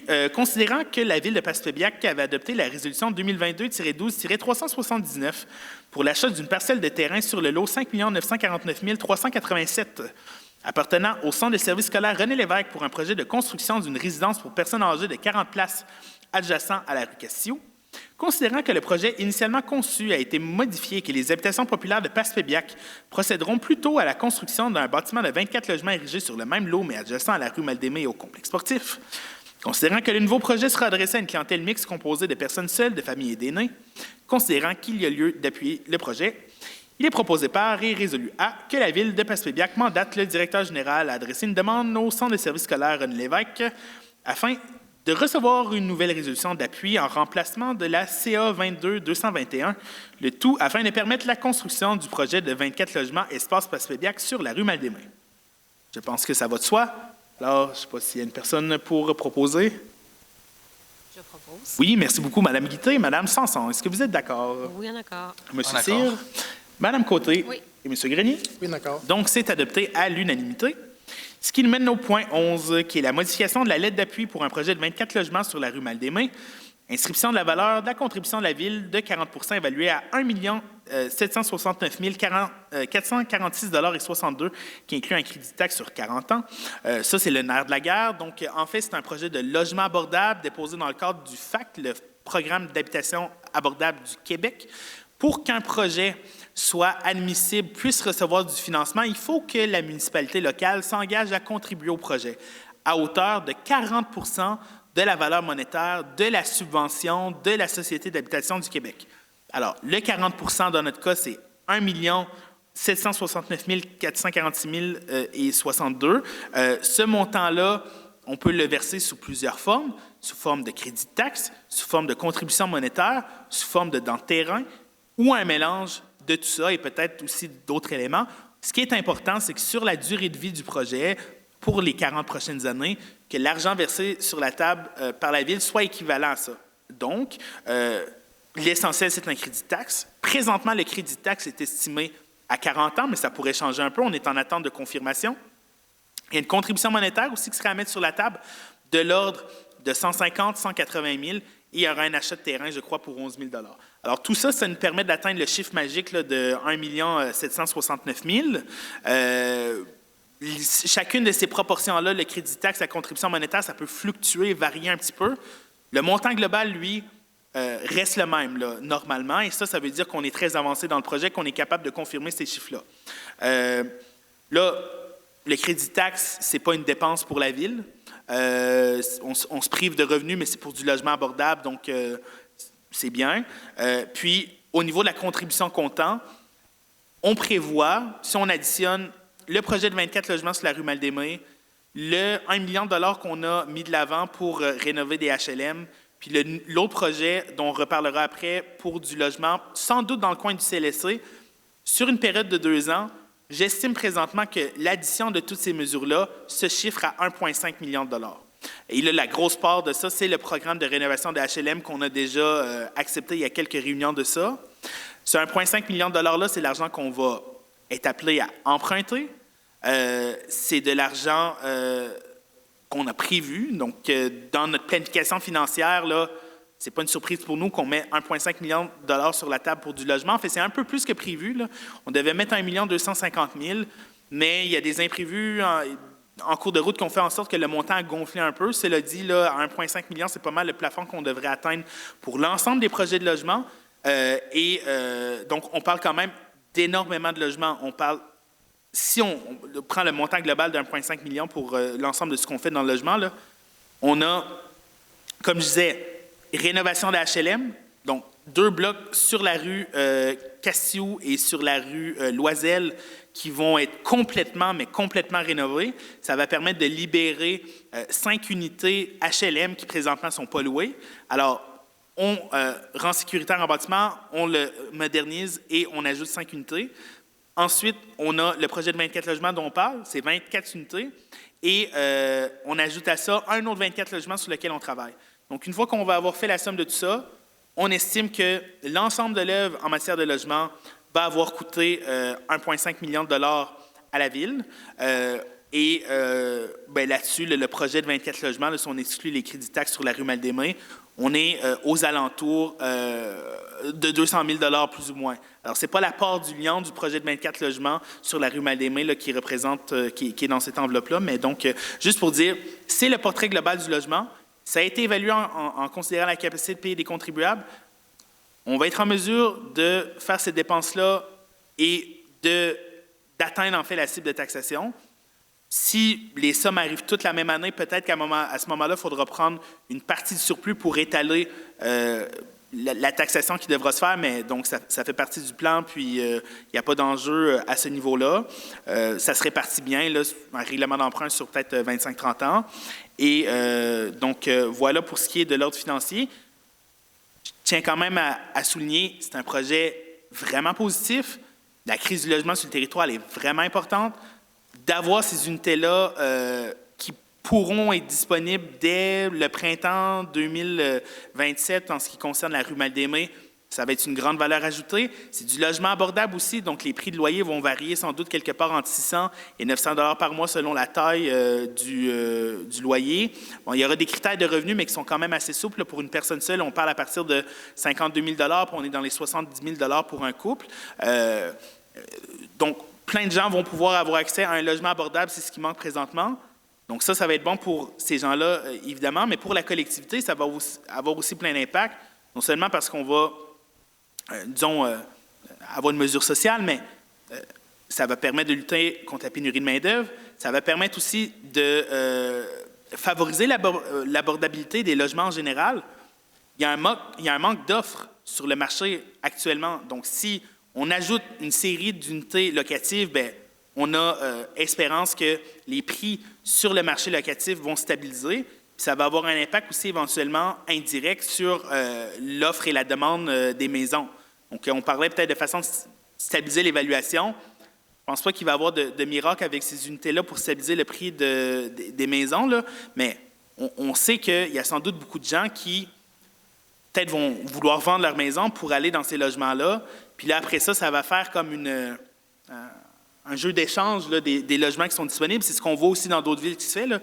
Notamment des personnes âgées qui ne veulent plus nécessairement entretenir leur maison, aller dans des logements, vendre leur maison à des jeunes familles. Ça permet de vraiment dynamiser l'ensemble du marché locatif. Donc, on pense que ça ne va pas seulement bénéficier à les personnes qui vont être dans ces logements-là, mais vraiment à l'ensemble de la collectivité. Puis aussi, créer une vitalité importante. Je me suis longuement étendu sur ce projet-là, mais je pense que c'est vraiment important de bien l'expliquer, savoir qu'est-ce que ça implique. Historiquement, pour les villes, le logement, c'était moins une dépense importante. Là, avec la crise de l'habitation, je dirais, dans les 2 prochaines années, la dépense numéro 1 en termes d'investissement à la ville de Passepébiac, c'est le logement. C'est la principale dépense qu'on fait pour les prochaines années. Alors, on met vraiment l'accent là-dessus. Voilà. Je vais lire la proposition. Considérant que la Ville de Passepébiac a fait parvenir le 21 février 2025 une lettre d'appui au dépôt d'un projet de logement hautement préfabriqué des habitations populaires de Passepébiac, considérant qu'il y a lieu de confirmer l'appui de la Ville à ce projet ainsi que sa contribution financière, il est proposé par résolu A que la Ville de Passepébiac appuie le projet de 24 logements Espace Passepébiac porté par l'organisme Les habitations populaires de Passepébiac, que la Ville de Passepébiac s'engage à contribuer financièrement à ce projet à hauteur de 1 769 446,62 en combinant un crédit de taxe pouvant aller jusqu'à 40 ans, un don de terrain ainsi qu'une contribution monétaire. Sur ce, je ne sais pas si les membres du Conseil ont des questions, des commentaires, des précisions. Et en fait, je me permets de poser la question, qui veut avoir l'honneur de proposer l'adoption de cette résolution? Alors, Mme Côté, c'est à vous que revient l'honneur. Et Mme Sanson, c'est à vous que revient l'honneur de voter en premier. Alors, êtes-vous pour ou contre? Je suis contre. Je suis d'accord. Vous êtes d'accord, bien évidemment, et M. Cyr, vous êtes d'accord aussi. Madame suis Guité d'accord. et M. Grenier. En accord aussi. Alors, c'est adopté sur une bonne blague à l'unanimité, je confirme bien. Et donc, voilà, je pense que tous les membres du Conseil, aussi beaucoup de gens dans la communauté, très heureux que ce projet-là avance et vraiment la confirmation du financement, ça veut dire qu'on n'est pas trop loin d'avoir des fondations. Là, dans quelques mois, on commence à être très confiant, puis on a de très belles rencontres avec les gens au projet. On va l'avoir, finalement. Et c'est vraiment un grand bonheur. Sur ce, point 12, c'est adopté à l'unanimité. Et donc, point 12, engagement de la Ville, ajout de 12 cases de stationnement pour le projet de 24 logements sur la rue Mal-des-Mains, estimé à 55 000 $. Toujours dans le même projet. On avait refusé une demande de l'organisme visant à mettre 24 cases de stationnement plutôt que 36 comme il était prévu au stationnement. On estimait que ça allait créer des problèmes de stationnement puis qu'on allait avoir des problèmes à gérer, puis à côté du complexe sportif, ça allait être compliqué. Alors, on a dit, il faut rester à 36 cases de stationnement. Par contre, la Société d'habitation du Québec subventionne seulement à 24 cases. Alors, pour l'organisme à but non lucratif, il y a un manque à gagner de 55 000 pour ces 12 cases de stationnement supplémentaires entre 24 et 36. Et pour permettre que le projet aille de l'avant avec 12 cases de stationnement asphaltées, parce qu'on ne voulait pas non plus un stationnement en gravier, bien, on s'engage à verser 55 000 $ environ pour permettre de respecter la réglementation municipale. C'est notre propre règlement qu'on contribue pour qu'il soit respecté. Alors, la proposition va comme suit.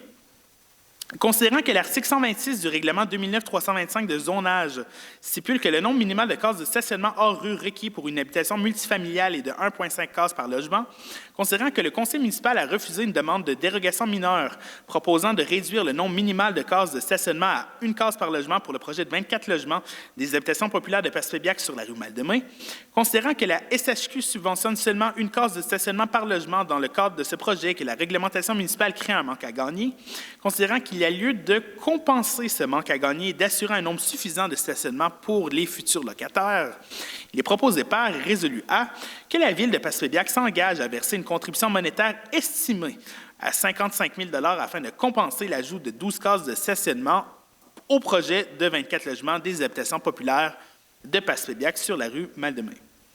Sur ce, est-ce qu'il y a des questions? Est-ce qu'il y a une proposition peut-être? Monsieur Cyr, merci beaucoup. Donc, Madame Sanson, est-ce que vous êtes d'accord? Oui, je suis en accord. Madame Côté? Oui. Madame Guité? En accord. Et Monsieur Grenier? En accord. Alors, c'est adopté à l'unanimité. Ce qui mène au point 13. Mandat à la Fédération québécoise des municipalités, séance d'information publique sur le rôle d'évaluation municipale. On en a parlé, c'est déjà expliqué. Je vais avec la proposition. Considérant que de nombreux citoyens ont des questions sur leur évaluation municipale à la suite du dépôt du plus récent rôle triennal, considérant qu'il y a lieu d'éclaircir les motifs pour lesquels certaines propriétés ont fortement augmenté en valeur, considérant que le rôle d'évaluation est préparé non pas par la Ville de Passepébiac, mais bien par le service d'évaluation foncière de la Fédération québécoise des municipalités, le tout conformément au mandat octroyé par la MRC de Bonaventure, il est proposé par et résolu A de mandater la direction générale à organiser une séance d'information publique sur le rôle d'évaluation municipale en présence de représentants du service d'évaluation foncière de la FQM. Et comme on disait tout à l'heure, là, pour l'instant, on n'a pas de date, mais à la seconde ou à peu près à la minute que l'information sera reçue, la Ville communiquera le moment où ce sera possible de venir assister à cette rencontre-là.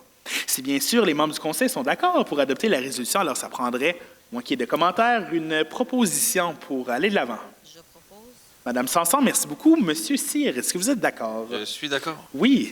Madame Côté? En accord. Madame Guité? En accord. Et Monsieur Grenier? En accord aussi. Alors, je constate que cette résolution est adoptée à la très unanimité. Je ne sais pas si c'est approprié de dire ça comme ça, mais c'est ce que je dis. Donc, en 15, mandat à Christian Bourque, directeur des sports et des activités récréatives, dépôt de candidature. Monsieur le maire. Oups, monsieur le maire. Oups. Oh. Vous avez sauté un point. Vous avez sauté un point, monsieur le maire. Ah oui, absolument. C'est le rôle d'évaluation qui me met dans tous mes états, ça me chamboule.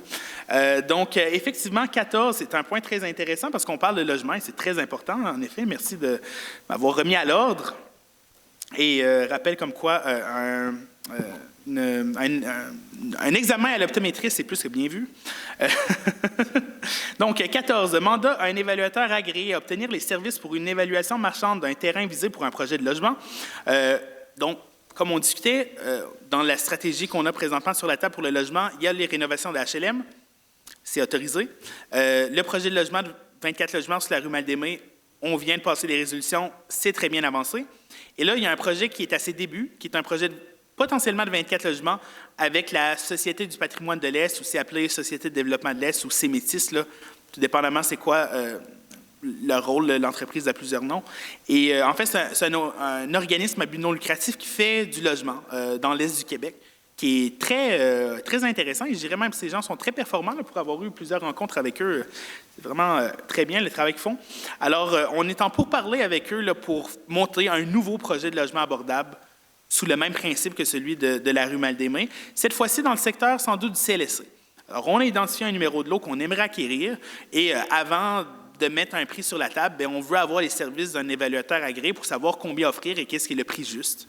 C'est la première étape pour que ça puisse aller de l'avant. On est en attente aussi de leur part, savoir s'ils peuvent obtenir du financement du gouvernement. Ça avance quand même assez rapidement. On n'a pas fini d'entendre parler de ce projet. Ça va comme suit. Donc, considérant que la Ville de Passepébiac souhaite établir la valeur marchande du lot 5 234 895 en vue de son acquisition pour un projet de logement en collaboration avec la SPE, il est proposé par et résolu A de mandater la Direction générale à solliciter un mandat auprès d'un évaluateur agréé pour l'évaluation de la valeur marchande du lot 5 234 895 et d'assumer les dépenses associées dans le cadre de sa délégation de pouvoir de dépenser. Voilà, est-ce qu'il y a des questions, des commentaires ou bien une proposition? Je propose. Monsieur Grenier, merci beaucoup. Madame Sanson, est-ce que vous êtes d'accord? Oui, je suis d'accord. Monsieur Cyr? Ah, d'accord. Madame Côté? Oui. Madame Guité? D'accord. Et donc, c'est adopté à l'unanimité. Et ce qui me fait dire que demain, Monsieur Langlois, quelle belle journée pour appeler une firme d'évaluateurs agréés et procéder au début de ces démarches pour que des logements poussent rapidement dans notre ville. Point 15. Donc, mandat à Christian Bourque, directeur des sports et activités récréatives, dépôt de candidature de la Ville de Passepébiac pour les Jeux de 50 ans et plus. Comme le titre le dit, la Ville souhaite déposer sa candidature pour les Jeux, en fait, des 50 ans et plus l'an prochain. Ce n'est pas assuré qu'on va être retenu, mais on est sans doute en bonne position pour essayer de l'avoir. Alors, on s'essaye. En plus, ça va coïncider avec le 150e, donc ça va faire une belle année là, si on réussit à avoir l'événement. La proposition va comme suit. Il n'y a pas de considérant. Donc, il est proposé par et résolu A que la Ville de Passepébiac dépose sa candidature pour recevoir les Jeux des 50 ans et plus, édition 2026. Que la Ville de Passepébiac s'engage à... Oui, 2027, effectivement, il y a une coquille là, qui suit depuis tout à l'heure. C'est une bonne remarque. Que la Ville de Passepébiac s'engage à former un comité hôte entre 6 et 8 personnes afin de travailler en étroite collaboration avec la Corporation pour la préparation de l'événement. Le comité hôte devra déléguer une personne pour siéger au conseil d'administration des Jeux de 50 ans et plus Gaspésie-Île-la-Madeleine pour un mandat d'1 an et que M. Christian Bourque, directeur des sports et activités récréatives, soit autorisé à transmettre tout document en lien avec ce dossier pour et au nom de la Ville de Passepébiac. Voilà. Il y a des commentaires, précisions peut-être, ou sinon une proposition pour l'adoption. Je propose. Donc, Mme Guité, vous avez travaillé sur ce dossier, vous proposez, merci beaucoup. Mme Sanson, est-ce que vous êtes d'accord? Oui, je suis d'accord. M. Cyr? Ah, d'accord. Mme Côté? Ah, d'accord. Et M. Grenier? Oui, d'accord. C'est adopté à l'unanimité, ce qui nous mène au point suivant, qui est l'approbation du contrat de travail en lien avec la Convention des cadres. Et ça, c'est bien parce qu'on a réglé beaucoup de contrats de travail dernièrement. Donc, l'an passé ou l'année précédente, là, il y avait eu la Convention de travail des syndiqués qui est réglée. Le contrat de travail du directeur général a été réglé il y a quelques mois. Maintenant, on sera en train de régler les cadres et il resterait que les pompiers. Puis la Convention des cadres, on a une entente avec l'Association de cadres, qui, je pense, est une très bonne entente. On a réussi... En fait, il y a quelques années là, antérieures qui étaient à renouveler. Là. La dernière convention a été échue au 31 décembre 2023. Alors, c'est une convention de 2024 jusqu'en 2029. Initialement, on prévoyait 2028, mais on a réussi à prolonger d'1 an justement pour éviter de toujours être en cycle de négociation. Et en fait, l'entente, elle est intéressante parce que on a réussi à moduler en fonction des différents postes les augmentations salariales qui sont prévues et les différents avantages. Donc, on n'a pas négocié de façon uniforme pour tout le groupe. On est vraiment allé au cas par cas avec une analyse très précise des besoins puis de la capacité de payer de la ville et aussi qu'est-ce qui se passe dans les autres villes, qu'est-ce que chaque poste mérite, est-ce qu'il était rémunéré de façon équitable par rapport à d'autres villes, trop rémunéré, pas assez rémunéré. Donc, on a tout tenu en compte ça. Et bien qu'on ait eu quelques conseils initialement là, avec Maître Assès, qu'on a discuté aussi le contrat du directeur général, le comité de négociation qui était formé de Mme Guité et moi, là, on a procédé à l'ensemble du processus. C'est un processus qui donc s'est mené à plus faible coût, qu'on avait négocié avec des avocats, et qui s'est mené très bien. Là, je pense qu'au bout de 2 rencontres de négociation, on est parvenu, peut-être 3, en ajoutant là, les quelques conversations ici et là sporadiques, là, mais ça a été quand même assez bien comme négociation. Et le nerf de la guerre, les salaires, voici à ce dont on est parvenu. Avant de dire exactement les pourcentages d'augmentation, je vais quand même donner une base de référence, là, à savoir quels étaient les salaires là, des cadres en 2023 avant de procéder à la signature, là, pour donner un ordre de grandeur. Selon les échelles de poste, là, je ne donne pas de salaire individuel, mais donc au niveau de la culture et du patrimoine, en 2023, au premier échelon, on était à 72 122 $ et on finissait à l'échelon 8 à 85 676 $. Au niveau des sports, loisirs, activités récréatives, même chose, même échelle salariale aussi à la finance et à la trésorerie. Donc, culture, sport, c'est des postes à 38 heures. La trésorerie, les finances, c'est un poste à 35 heures. Par la suite, on a un poste à 35 heures, coordonnateur de projet, inspecteur en bâtiment environnement, qui est notre urbaniste. Donc, échelle salariale en 2023 commence à 58 062 $, finit à 69 017 $. Et au niveau du service incendie, qui est en 15 heures par semaine, on commence à 23 016 $ et on finit à 27 359 $. Donc, ce qu'on renouvelle pour l'entente, là, je ne passerai pas nécessairement à quelle année exactement on met quel pourcentage, mais globalement, si on fait le cumul, pour le service des finances et de la trésorerie, on a un 9,90 % sur 6 ans, qui équivaut à 1,65 $ par an en moyenne. À ça, il s'ajoute des montants forfaitaires là, pour les différents postes, là, je ne veux pas les nommer individuellement, mais ils varient entre 0, 750, 2000 ou 6500 $, mais qui est un montant forfaitaire unique qui n'est pas renouvelable. Alors, c'est là qu'on ajoute beaucoup aussi dans les négociations. On a mis de l'avant des montants forfaitaires qui vont seulement être actifs cette année, qui vont compenser une rétroactivité salariale qui ne sera pas nécessairement là. Et par la suite, bien, on procède à des augmentations qui sont moindres, mais qui, au final, là, sont quand même avantageuses pour la ville. Au niveau de la culture et du patrimoine, on a un 12,75 % sur 6 ans. Même chose au sport et activités récréatives, donc ça fait un 2,125 % par année en moyenne sur cette période-là. Ensuite, pour le service incendie, on a un 18 % sur 6 ans, 3 % par année en moyenne. Et pour le poste de coordonnateur de projet bâtiment environnement, on a 22,50 % sur 6 ans. C'est un 3,75 % en moyenne. Alors, ce qu'on voit là, c'est qu'effectivement, il y a beaucoup de disparités dans les postes. Au niveau de la trésorerie, la logique, c'était que le salaire au niveau horaire se rapprochait quand même assez de la direction générale, puis on voulait maintenir un écart de 10 %. Après ça, au niveau des sports puis de la culture, on est allé dans une augmentation mitoyenne. On considérait que dans les autres villes, les salaires tournaient à peu près autour de ça, donc on les a gardés équivalents sans avoir d'augmentation plus rapide. Au niveau du service incendie, c'est un temps partiel, on a offert un 3 % qui est assez standard sur l'ensemble de la période. Et pour notre urbaniste, on a constaté que son salaire était moins élevé que dans les autres villes, donc on a effectué un rattrapage. Dans l'ensemble, je pense que c'est une convention qui, à la fois, nos cadres semblent très satisfaits et aussi qui respecte la capacité de payer des contribuables. Donc, vraiment, là, qu'on parle de 1,65 % à 3,75 %, on est dans une moyenne autour d'en 2 et quelques %. C'est tout à fait raisonnable. C'est ce à quoi on doit s'attendre au moment de signer une convention avec nos employés. Et on fait vraiment un effort d'y aller de façon différenciée. Vous avez vu, il y a quelques mois, l'augmentation pour la direction générale était beaucoup plus élevée que ça. Mais elle était beaucoup plus élevée parce que le salaire de la direction générale à l'époque était nettement inférieur à celui de ses homologues dans les autres villes et qu'il fallait faire un rattrapage important. Là, ce qu'on constate pour nos cadres, c'est qu'on est pas mal équivalent aux autres villes aux alentours, donc on offre quelque chose qui tourne autour de plus ou moins 2 %. Alors, c'est vraiment une analyse qui est faite au cas par cas, puis on a été très sérieux dans le processus de négociation avec nos cadres, autant la direction générale que le reste des cadres.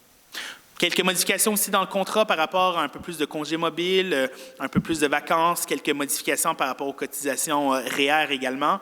Rien de majeur là, du point de vue financier. Alors, globalement, voilà, c'est ça la Convention des cadres qui est proposée pour adoption au Conseil. Je vais d'abord vérifier s'il y a des commentaires de membres du Conseil. Des fois, Mme Guittet, aussi, si vous voulez commenter le dossier. Oui, je peux commenter dans le sens que c'est pour dire que ce qui a régi nos négociations, c'est entre autres la justice, l'honnêteté et l'équitabilité entre chacun dans ce que M. le maire a dit, justement pour ceux qu'on voyait qu'il y avait un peu de rattrapage à faire. Je pense que c'est la raison qui a fait que ça s'est quand même très bien passé. Parce que de l'autre côté, ils ont vu aussi qu'on voulait être vraiment très honnête, pas étirer les négociations à longueur, donner ce qu'on pouvait donner. Oui, effectivement, puis la stratégie de négociation a beaucoup aidé pour arriver à une entente rapide parce qu'effectivement, on aurait pu décider de compter chaque sou, puis de vraiment commencer très bas, puis de faire étirer les négociations pendant 1 an et demi. Quand on est arrivé à la table de négociation la première fois, on a pas mal mis ce qu'on était capable de payer, puis après ça, on a fait quelques ajustements par la suite, là, mais effectivement, on n'a pas fait comme le gouvernement pour négocier pendant 3 ans des conventions, disons. Et je pense que ça a été à la satisfaction vraiment de tout le monde, puis c'est important. Donc voilà, merci Mme Guittet. Donc je vais lire la proposition qui est devant nous. Considérant la résolution 2025-11-254 nommant M. Jérémy Laplante-Maire et Mme Francine Guittet, conseillère comme représentante de la Ville pour la mise à jour de la Convention de travail des cadres, considérant que le comité de négociation si haut mentionné est parvenu à une entente avec l'Association de cadres qui doit désormais être approuvée par le Conseil municipal, considérant que l'entente prévoit les augmentations salariales suivantes pour les différents postes cadres auxquels s'ajoutent des montants forfaitaires uniques de 0 $, 750 $, 2 000 ou 6 500 $ selon le poste. 9,9 % sur 6 ans pour la direction des finances et de la trésorerie, soit 1,65 % par an en moyenne. 12,75 % sur 6 ans pour les directions de la culture, du patrimoine ainsi que des sports, loisirs et activités récréatives, soit 2,125 % en moyenne par an. 18 % sur 6 ans pour la direction de services incendie, soit 3 % par an en moyenne. 22,50 % sur 6 ans pour le poste de coordonnateur de projet et inspecteur en bâtiment et environnement, soit 3,75 % par an en moyenne. Considérant que l'entente prévoit également des modifications liées aux congés mobiles, aux vacances et aux cotisations REER, entre autres, il est proposé par et résolu à d'approuver la nouvelle Convention de travail des cadres, d'autoriser les membres du comité de négociation et la direction générale à signer la Convention de travail des cadres 2024-2029, que les services de la comptabilité soient autorisés à procéder à la mise à jour du traitement des employés des cadres dès la signature de l'entente par les parties. Dépenses supportées par le budget d'opération. Il y a des questions, commentaires, propositions. Je propose. Madame Guittet, merci beaucoup. Madame Sanson, est-ce que vous êtes d'accord? Oui, je suis en accord. Monsieur Cyr? En accord. Madame Côté? En accord. Monsieur Grenier? Oui, en accord. Et donc, c'est adopté à l'unanimité. Ce qui nous mène au point suivant, qui est 17 commandites équipe de volleyball 300 $. Donc, on a des jeunes de notre école qui vont au championnat provincial de badminton prochainement. Et puis, badminton, je me suis mêlé, on a un régional de badminton en fin de semaine. Volleyball, effectivement. Et donc, on appuie les deux sports. Mais donc, ceux qui sont rendus au provincial, ce sont donc une équipe de volleyball, des équipes de volleyball. Une équipe de volleyball, parfait, merci beaucoup pour la précision. Et donc, c'est ça, on veut les supporter, contribuer à leur voyage et en fait offrir une commandite de 300 $ et féliciter aussi l'équipe pour leur belle réussite. La proposition va comme suit. Considérant la demande d'appui financier émanant de l'équipe de volleyball rouge et noir pour représenter l'Est du Québec aux championnats provinciaux 2026 qui se tiendront à Trois-Rivières les 10, 11 et 12 avril prochains, il est proposé par résolu A de remettre un don sous forme d'appui financier à l'équipe de volleyball rouge et noir de l'école polyvalente de Passepébiac au montant de 300 $ et par la même occasion féliciter toute l'équipe de cette réussite sportive. Donc, dépenses supportées par le comité de dons. Voilà. Commentaires, félicitations, propositions. Je propose. Vous proposez, merci beaucoup. Donc, Madame Sanson, est-ce que vous êtes d'accord? Oui, je suis d'accord. Monsieur Cyr, Madame Guité En accord. et Monsieur Grenier. Oui, je suis d'accord. Donc, c'est adopté à l'unanimité.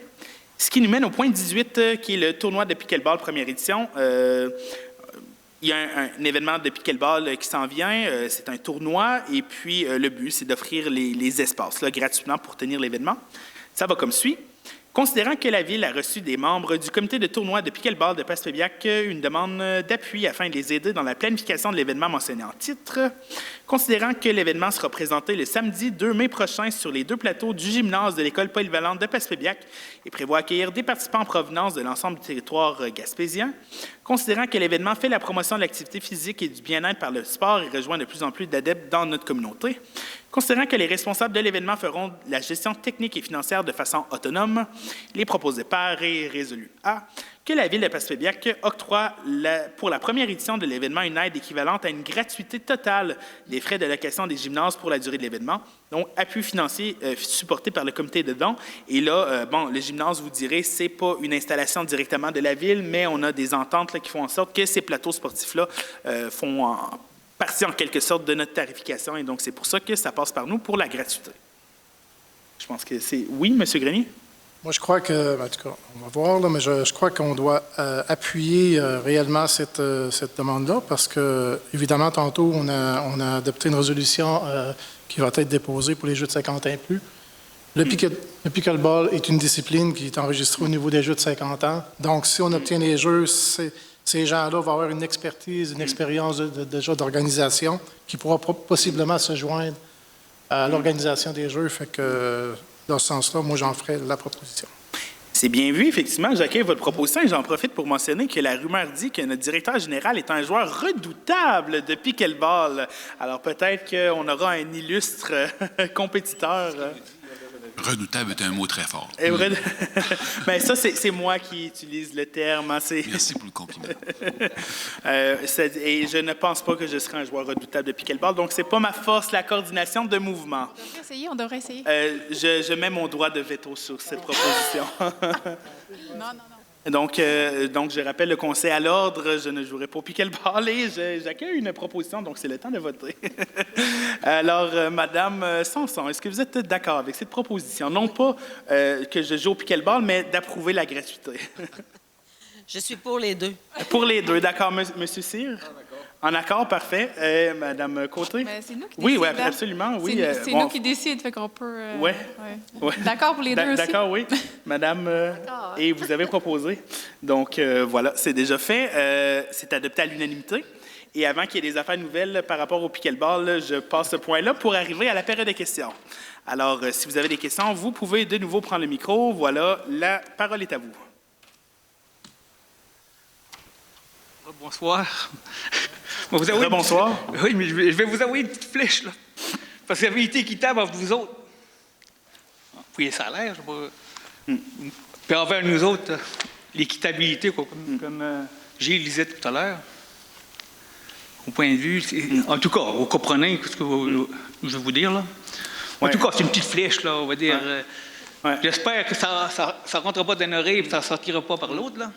Bien, effectivement, puis on est d'accord sur cette question-là de l'équité. C'est vraiment la question de la capacité d'agir parce que, finalement, quand il y a un rééquilibrage du rôle, ça modifie la valeur sur laquelle la taxation municipale se base.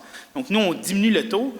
Mais s'il y a des personnes qui, mettons, la moyenne d'augmentation, c'est 41-42 % cette année, s'il y a des personnes qui augmentent de 60, 70, 80 % de valeur, bien, ça fait en sorte que ces personnes-là augmentent davantage de taxes. Et ça, vu qu'on ne contrôle pas l'évaluation, on contrôle seulement le taux, bien, ça fait en sorte qu'il y a des iniquités qu'on dénonce, mais qu'on n'est pas en mesure de corriger. Alors ça, ce sera à l'évaluateur de répondre sur pourquoi il juge qu'il y a des propriétés de l'autre bord de la rue qui valent le double soudainement. Oui, c'est ça. Moi, chez nous, je vois une forêt en face de chez nous, là. Ouais. Je vois pas la mer, là. Oui. En tout cas, j'ai un beau terrain, je ne veux pas dire le contraire. Il n'est pas tout aménagé encore, mais je pense qu'il va rester là. J'ai peur que je fais un petit job, là, sur mon entrée, là, ça va augmenter encore, là. Mon entrée va rester telle qu'elle. En tout cas, on peut vivre pareil. C'est pas à cause qu'on peut pas vivre pareil, mais j'aurais aimé ça, l'arranger un peu plus. Puis, on va pas. On parlait de à un moment donné, pickleball, tu as les moyens. Là, à un moment donné. Là, ouais. On parlait de pickleball là, tout à l'heure. J'ai l'impression qu'avec les évaluateurs, c'est plus une partie de ballon chasseur qui va avoir lieu. Et je pense avec raison. Donc, je partage là, ce sentiment-là de manque d'équité. C'est juste que, étant donné qu'on ne contrôle pas le rôle, on contrôle seulement le taux, c'est pas possible d'intervenir. J'ai appelé la députée hier. J'ai parlé, puis elle m'a dit qu'à Québec, il ne veut pas s'immiscer dans ça. Mais d'après moi, il y a un consensus quelque part qui peut s'immiscer. Vous avez l'Union des municipalités, parlez-vous-en dans ta gang, puis à un moment donné, il n'y a pas juste nous autres, là. C'est là. Oui, M. Grenier, allez-y. C'est qu'en fait, maintenant, le service d'évaluation municipale, FATUS, a été racheté par la Fédération québécoise des municipalités. Hein? Et c'est à ce niveau-là qu'on pourra peut-être, les municipalités, avoir un regard. On a tout à fait confiance en vous autres. Vous êtes nos élus, puis... c'est au niveau provincial qu'il doit y avoir il doit y avoir un moyen de faire quelque chose. Ça, c'est sûr et certain. Mais ça prend-tu des lois? Ça va-tu prendre... Je ne sais pas. Alors, Monsieur le maire, peut-être vous pourriez porter la voix du conseil au prochain conseil des maires. Merci. Bien, effectivement, je pense qu'on n'est pas la seule municipalité là, qui fait face à un rôle qui augmente de façon particulièrement élevée. Autant dans la région que partout au Québec, là, on a des augmentations moyennes là, dans la plupart des villes qui sont justement autour de 40 %, puis ça crée ça crée, comment dire, des hauts le cœur, je pense, à la réception de beaucoup de comptes de taxes partout au Québec. Du coup, ça frappe, là, mais après ça, on va essayer de se détendre, là, parce que là, on va essayer de respirer comme il faut. Mais sur ça, je pense que M. Cyr a un complément d'information. J'aurais un petit quelque chose à éclaircir. Nous, moi, je parle pour moi. Là, je suis arrivé l'automne passé, puis je ne connaissais pas beaucoup le fonctionnement des taxes et toutes ces choses-là. Oui. Je le connaissais un peu parce que j'en paye, ça fait quand même un bout. Mais je fais partie du 40 % aussi, M. Hort. Je sais, j'ai vérifié bien des affaires sur... Moi, j'ai eu une augmentation d'évaluation, 145 000. J'ai eu une augmentation de 22 % Puis j'étais comme vous autres. Je me disais, mettons que c'est comme beaucoup. Puis nous, je parle du conseil, là, quand on vote, on a voté le budget, tout ça, puis on a regardé le tableau. Bien, moi, puis je pense que mes confrères, consoeurs, c'était pareil. Bon, on se dit, en général, les gens vont monter à peu près 300 $, dépendant de ton évaluation, tout ça. Mais après ça, quand tu reçois ça, ces taxes-là, puis là, je me suis fait expliquer l'affaire. Comme vous autres, on fait partie du 40 %, puis il y en a qui ne montent pas, puis il y en a qui montent. Moi, je m'attendais, c'était général, que tout le monde aurait monté à quelque part, mais c'est pas ça qui se passe dans la réalité. Fait que c'est pour ça que la rencontre qu'on va avoir avec l'évaluateur, moi aussi, j'ai monté de 22 % cette année. Je me dis, j'ai comme contribué pour plusieurs années à 22 %. C'est 925 $ de plus cette année. Oui. C'est quand même des bons montants. Puis j'avais déjà monté les années passées. On va voir, c'est sûr qu'on va regarder tout ça, parce que c'est pas uniforme. C'est sûr qu'on peut monter plus qu'un autre, mais là, c'est à cause qu'il y a des écarts. C'est l'écart qui est élevé, là. Il y en a qui ne payent pas, il y en a qui leur c'est ça, c'est pas uniforme. C'est pas... Je comprends. On est tous dans le même bateau. Puis la difficulté, un peu comme vous le mentionnez, M. Cyr, c'est qu'on prend nos décisions sur des moyennes, puis effectivement, tous les tableaux qu'on avait, c'est des moyennes. Le problème avec la moyenne, c'est un peu comme si, avec le rôle d'évaluation qui nous a été déposé par la firme, c'est comme si on était dans une classe à l'école. La moyenne du groupe est, mettons, 70 %. Mais pour arriver à 70 %, il y a des élèves qui ont 100 %, 95 %. Il y en a pas trop, il y en a dans le milieu, mais malgré tout, pas tant que ça. Puis après ça, il y en a qui sont à 20 % puis ils coulent complètement. Puis au final, la moyenne, c'est 70 %. Mais il y a des personnes qui vont être à 100 % pour leur note, puis il y en a d'autres qui vont être à 20-25 % qui vont avoir coulé beaucoup. Fait que c'est un peu ça, la moyenne. Étant donné que l'écart est tellement élevé là, sur l'ensemble du spectre, autant des gens qui n'augmentent pas beaucoup qui augmentent beaucoup, la moyenne est trompeuse. Et le taux ne peut être décidé que sur une moyenne parce qu'on n'est pas capable de faire un taux différencié à l'intérieur de la catégorie résidentielle. C'est là que réside le défi. Je vous remercie. J'aurais une autre question pour les logements. Absolument. Vous allez sûrement acheter le terrain, là, sur la rue Belle-des-Mains, près de la rue Belle-des-Mains? On s'engage à le faire, ça s'en vient. Le terrain qui est sur la rue D, ça vous appartient encore? On a une série de terrains sur la rue D, là, à partir de la 3e avenue Ouest, là, en allant vers le sud. Oui. Oui, ça nous appartient, ça. Tout près de chez moi. C'est quoi ce que vous allez faire avec ça? Là? Ça serait, au lieu d'acheter un terrain, là. Je ne sais pas. Là, à moins que vous avez d'autres projets pour ça. Ça va passer en face de chez moi. L'ancienne terre des Robins. Là, pareil, ça avait été acheté pour l'industriel, commercial. On a étudié différentes possibilités là, de terrains pour les logements avec notre urbaniste. Puis, on a même étudié des terrains à Saint-Pédis et tout ça, mais quand on regarde les règlements de zonage, on a besoin, en tout cas pour le projet de la SDE, d'avoir du 3 étages et plus. Et en fait, le zonage autorise seulement des bâtiments de cette catégorie-là sur la 132 principalement. Okay. Donc, faire des modifications de zonage, ça engendrerait des délais qu'on ne veut pas créer. C'est très long de modifier des règlements de zonage, ça peut prendre un 6 mois. Et c'est pour ça qu'on va sur la 132, là où c'est présentement autorisé. Ça serait bon, au lieu de prendre celui-là près du CLSC. Vous avez le temps, là? Ça prend tant de temps pour changer ça. En tout cas, c'est vous autres qui voyez ça. Vous avez tout ça en main, les lois, puis toutes les... Puis, au niveau de la contribution financière, c'est qu'on doit mettre un 40 % de la subvention de base de toute façon. Donc, l'argent, soit on le met en achat de terrain, soit on le met en crédit taxe ou contribution comptant ou peu importe. Donc, il faut mettre de l'argent sur la table de toute façon. Alors, considérant qu'on doit en mettre de toute façon, acheter un terrain est moins un problème. Oui. Parce qu'habituellement, le crédit taxe à lui seul ne suffit pas pour atteindre le 40 %. Donc, on doit mettre sans doute au moins... Ça va coûter la même chose. Oui, ça coûte la même chose au final. Je vous remercie beaucoup, puis bonne soirée. Merci, monsieur. Puis, s'il y a des membres du conseil qui veulent compléter, je peux vous donner la parole, mais juste avant ça, j'ajouterais que c'était très intéressant d'avoir toutes ces questions-là, en particulier sur les taxes, puis les avoir en séance publique. Parce que nous, on reçoit énormément de questions naturellement sur le nouveau rôle et les comptes de taxes.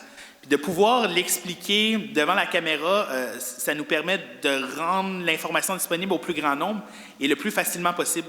Et je pense que c'est excellent vraiment d'avoir eu ces discussions-là. Puis c'est pour ça d'ailleurs que j'ai été permissif là, sur la durée des périodes de questions, là, même si c'est juste 15 minutes normalement en extraordinaire.